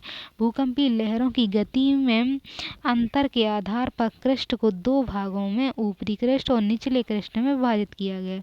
ऊपरी क्रस्ट में पी लहर की गति 6.1 किलोमीटर प्रति सेकंड और निचले क्रस्ट में 6.9 किलोमीटर प्रति सेकंड होती है। ऊपरी क्रस्ट का घनत्व 2.8 है, और नीचे वाला जो क्रस्ट है, निचले क्रस्ट का घनत्व 3.0 घनत्व है। आंतरिक दाब के कारण माना गया है। ऊपरी क्रस्ट और निचले क्रस्ट के बीच घनत्व संबंधी असंबद्धता, जो घनत्व बदलता है ऊपरी क्रस्ट में, उसे जो असमता होती है उसे कोरोनाड असमता कहते हैं। कोरोनाड असमता तो क्रस्ट में, ऊपरी क्रस्ट और निचले क्रस्ट में है। अब है प्रवार यानी मेंटल। यह पृथ्वी का सबसे बड़ा भाग है। पृथ्वी का 83% आयतन बनाता है, और 67% द्रव्यमान यहाँ व्याप्त है, यानी द्रव्यमान भी ज़्यादा है, 67% है, और आयतन में 83% है। विभिन्न असभ्यताओं द्वारा कई भागों में बटा हुआ है। यह असतप्त क्रमशः 410, 950, 2700 किलोमीटर की गहराई तक अवस्थित है। तो पहले ये जो जाता है तो ये 410 तक जाता है, फिर 950 तक जाता है, फिर 2700 किलोमीटर की गहराई तक। भौतिक लक्षणों के आधार पर 2 भागों में बांटते हैं इसे। ऊपरी मेंटल जो मोहोरोवेसेंस असमता कहते हैं, 950 किलोमीटर की गहराई तक विस्तृत है। इसे मोहो भी कहते हैं। तो 950 किलोमीटर तक है ऊपरी वाला, और फिर इसके नीचे मेंटल जो 950 मीटर की गहराई से 20 शॉर्ट यानी गुटेनबर्ग असमताएं 2900 किलोमीटर तक विस्तृत है। तो ऊपरी वाला जो है मोहो वाला है, नीचे 2900 किलोमीटर तक गुटेनबर्ग वाला अवस्थित है। तो भूपर्पटी के प्रमुख तत्व इस तरह से यहाँ दिखाए गए हैं। फिर आंतरिक कोड और पढ़ लेते हैं, फिर ऊपरी के ये पढ़ेंगे। तो आंतरिक कोड यह पृथ्वी के सबसे आंतरिक भाग है जो मेंटल के नीचे पृथ्वी के केंद्र में पाया जाता है। इसे बैरिस्फीयर भी कहते हैं। इसकी गहराई 2900 किलोमीटर से 6371 किलोमीटर है। तो 2900 के बाद ये वाला आंतरिक कोण शुरू हो जाता है, तो ये 6371 किलोमीटर है। इसका घनत्व यदि मेंटल की अपेक्षा 2 गुना अधिक है, तो इसका घनत्व 2 गुना है। किंतु पृथ्वी के आयतन का मात्र 16% है। तो ये करोड़ है, जो पृथ्वी के आयतन का मात्र 16 है और द्रव्यमान का 32 है, अपने में समाहित किया हुआ है। फिर करोड़ का अधिकतम तापमान, यहाँ तापमान कितना होता है, तो 55,000 यानी 5500 डिग्री सेल्सियस होता है। घनत्व 13 होता है, तो घनत्व 13 है, तापमान 5500 है और पृथ्वी के आयतन का 16 है, द्रव्यमान 32 है। 2 भागों में विभाजित था। अब बाह्य आंतरिक कोण होता है और बाहरी या जो कोण होता है वो 2 भागों में है, बाह्य और अंतिम। तो इसका विस्तार 2900 किलोमीटर से 5510 किलोमीटर के बीच है। संपूर्ण यहाँ भूकंपीय की द्वितीयक लहरें यानी एस वेव नहीं पहुँच पाती हैं। प्रमाणित होता है कि यह भाग द्रवस्था में है। फिर आंतरिक जो बाह्य वाला कोण था, ये आंतरिक कोण है, तो इसके 5510 किलोमीटर से 671 किलोमीटर तक होता है। घनत्व तो सर्वाधिक होता है यहाँ। तो इस तरह से ये आंतरिक वाला था, और अर्थात इसमें 1306 तक है इसका घनत्व है। भूकंप की पी लहर की गति जो है 11.23 किलोमीटर प्रति सेकंड हो जाती है। तो पृथ्वी की जो पी लहर की गति यहाँ कम हो जाती है और यह भाग ठोस होता है। पृथ्वी के संपूर्ण आंतरिक भाग की संरचना में निकेल और फास्फेट की अधिकता है। 80% फेरस लोहा 80% फेरस यानी लोहा है और 20% निकेल है। इसमें असंबद्धता कौन सी है, तो पृथ्वी की आंतरिक संरचना एवं बाह्य संक्रमण क्षेत्र जहाँ दो भिन्न भिन्न परतें क्रस्ट और मेंटल और कोर दोनों के संबंध गुण मिलते हैं, उसे असंबद्धता कहते हैं। फिर स्थेनोस्फीयर किसे कहते हैं, तो मेंटल के ऊपरी भाग स्थेनोस्फीयर कहलाता है। इसका विस्तार 400 किलोमीटर तक आंका गया है और ये ज्वालामुखी उद्गार के दौरान, तो जब ज्वालामुखी उद्गार होता है तो मैग्मा धरातल पर पहुंचता है, इसका प्रमुख स्रोत है। तो स्थेनोस्फीयर कहते हैं उसे। अब ये सारणी देख लेते हैं। भूपर्पटी में प्रमुख तत्व, भूपर्पटी के तत्व किस तरह से हैं, तो सबसे पहले है भूपर्पटी में भूपर्पटी जो है ऊपरी वाली परत, तो ऊपरी वाली परत में सबसे ज़्यादा ऑक्सीजन है, 46% मात्रा है। सिलिकॉन की 27% मात्रा है। एल्यूमिनियम की 8% मात्रा है। फिर लोहा की 5% मात्रा है। तो 46%, सिलिका 27%, एल्यूमिनियम 8 और लोहा 5 है। Calcium 3.6, sodium 2.8, potassium 2.5, magnesium 2.0। तो ये भूपर्पटी पे है पदार्थ है। फिर पृथ्वी के तत्वों की मात्रा, यानी पृथ्वी पर जो तत्व मिलते हैं तो किस तरह से मिलते हैं पूरी पृथ्वी पर, तो पूरी पृथ्वी के हिसाब से सबसे ज़्यादा पूरी पृथ्वी पर लोहा है, 35% तक है। ऑक्सीजन उसके बाद 30% है। सिलिका 15 है। लोहा 5.0% है। मैग्नीशियम 13 है। निकेल 2 है। सल्फर 1 है। मैंगनीज 2 है। फिर भूगर्भिक असंबद्धताएं, जो असंबद्धताएं दिखाई गई हैं वो है कौन सी गहराई पर कितनी कौन सी असमता है, तो कोनार्ड असमता है। ये आंतरिक और बाह्य क्रिस्टल है, आंतरिक क्रिस्टल और बाह्य क्रिस्टल, आंतरिक क्रिस्टल और बाह्य क्रिस्टल पर है। फिर मुँह असमता, ये भूपटल एवं मेंटल के मध्य है। तो क्रिस्ट हो गया। फिर मुँह असमता भूपटल और मेंटल के मध्य वाली है, जहाँ क्रिस्ट और मेंटल शुरू होता है। फिर रेपेटी असमता, ये बाह्य और आंतरिक मेंटल में, तो बाहरी मेंटल होता है और आंतरिक मेंटल उसके बीच में है ये रेपेटी असमता। फिर गुटेनबर्ग जो है मेंटल और कोर जहाँ शुरू होता है तो वहाँ गुटेनबर्ग है, असमता है। तो लेहमेन असमता बाह्य और आंतरिक कोर दोनों के मध्य में है। तो इनकी इस तरह से गहराई भी लिखी हुई है। तो यह सब बताए हैं, ये पढ़ चुके हैं। अब ये कल्प हैं, कौन से कल्प में क्या हुआ है। तो पहले ये पढ़ लेते हैं कि पृथ्वी के आंतरिक भाग में ताप और दाब किस तरह से है। पृथ्वी के आंतरिक भाग का तापमान अधिक है और पृथ्वी पर मिलने वाले गर्म जल में झरने, ज्वालामुखी विस्फोट इस बात के प्रमाण है कि पृथ्वी के अंदर तापमान में वृद्धि मूल रूप से आंतरिक शक्तियों और रासायनिक प्रक्रियाओं और रेडियोधर्मी पदार्थ के कारण होती है। धरातल में हम जैसे जैसे नीचे की ओर जाते हैं तो तापमान में वृद्धि होती जाती है। तापमान में होने वाली इस वृद्धि की औसत दर प्रत्येक 32 किलोमीटर पर 1 डिग्री सेल्सियस है, यानी 1 डिग्री सेल्सियस नीचे बढ़ जाता है। लेकिन तापमान में वृद्धि की यह दर निश्चित सीमा तक ही होती है। इस सीमा के बाद गहराई के साथ तापमान में वृद्धि दर भी घट जाती है। यह प्रत्येक गहराई पर एक समान नहीं होती। धरातल से लगभग 100 किलोमीटर की गहराई पर 12 डिग्री सेल्सियस प्रति किलोमीटर की दर से और फिर 300 किलोमीटर प्रति तथा 2 डिग्री सेल्सियस से प्रति दर से और उसके बाद 1 डिग्री सेल्सियस प्रति किलोमीटर की दर से बढ़ती है। दो अलग अलग तरीके से ये बढ़ती है। फिर सारणी है जो कल्पों की थी, पुराजीवी कल्प, मीसोजोइक कल्प, टर्सरी कल्प और इस तरह से है।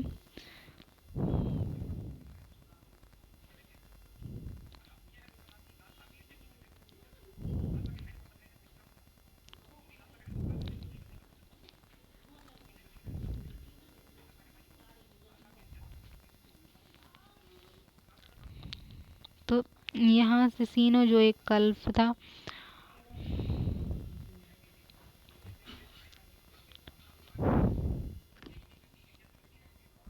सारी चीजें पढ़ चुके हैं पहले भी। पृथ्वी को एक नज़र में देखते हैं।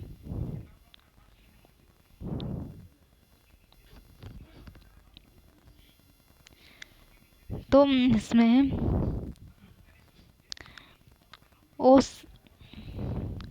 ओसमिड के अनुसार पृथ्वी की उत्पत्ति गैस धूल कणों से हुई है। पृथ्वी की आयु ज्ञात करने के लिए यूरेनियम डोपिंग विधि का प्रयोग किया जाता है। तो यूरोपीय डोपिंग विधि से पृथ्वी की आयु ज्ञात की जाती है। सर्वप्रथम अरस्तु ने कहा था कि पृथ्वी गोलाकार है। कोपरनिकस ने कहा था कि पृथ्वी ब्रह्मांड का केंद्र बिंदु नहीं है, यह सूर्य के चारों ओर चक्कर लगाती है। तो कोपरनिकस ने कहा था कि चक्कर लगाती है।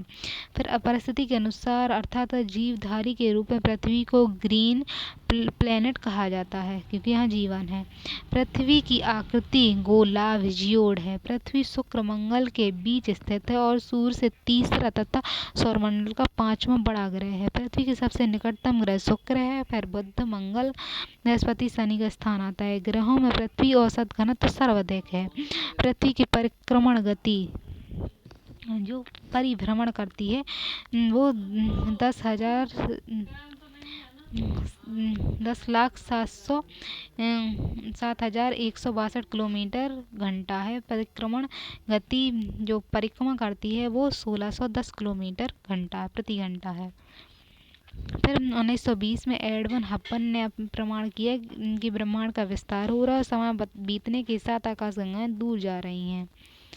फिर समय बीतने के साथ दूर जा रही हैं। खगोलीय साक्ष्यों के आधार पर पृथ्वी की आयु 4.5 अरब बताई गई है।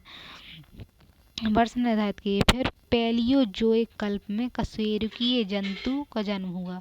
तो पैलियोजोइक में अकशेरुकीय जंतुओं का जन्म हुआ। फिर सेल्यूरीन काल में रीढ़ वाले सेल्यूरीन है तो उसमें रीढ़ वाले जीवों का विकास हुआ। पैलियोजोइक का ही अंतर वाला है। इसी के काल में फेफड़े वाले और मत्स्यों का विकास हुआ। कार्बोनिफेरस काल, इसमें कोयला प्राप्ति के प्रमुख स्रोत हैं। फिर जोरासिक काल डायनासोर का। क्रिटेशियस काल में डक्कन टैप का निर्माण हुआ। इस काल में एंजियोस्पर्म पौधे का भी विकास आरंभ हुआ। फिर प्लायोसीन है काल, इसमें बड़े स्तनधारियों का विकास हुआ प्लायोसीन काल में। प्रजातियां विकसित हुई। सामान्यतः पृथ्वी की सतह के नीचे जाने पर 32 मीटर पर 1 डिग्री सेल्सियस की वृद्धि होती है, ताप में वृद्धि हो जाती है। जिस स्थान पर भूकंप प्रारंभ होता है उसे भूकंप मूल यानी फोकस कहते हैं और धरातल पर जहाँ सबसे पहले अनुभव होता है उसे अधिकेंद्र यानी एपिसेंटर कहते हैं। सर्वाधिक तीव्र गति से चलने वाली तरंगें पी तरंगें हैं। यह लंबवत रूप में तो चलती हैं। ठोस द्रव 3 ओम पर माध्यम अवस्था से होकर गुजरती हैं।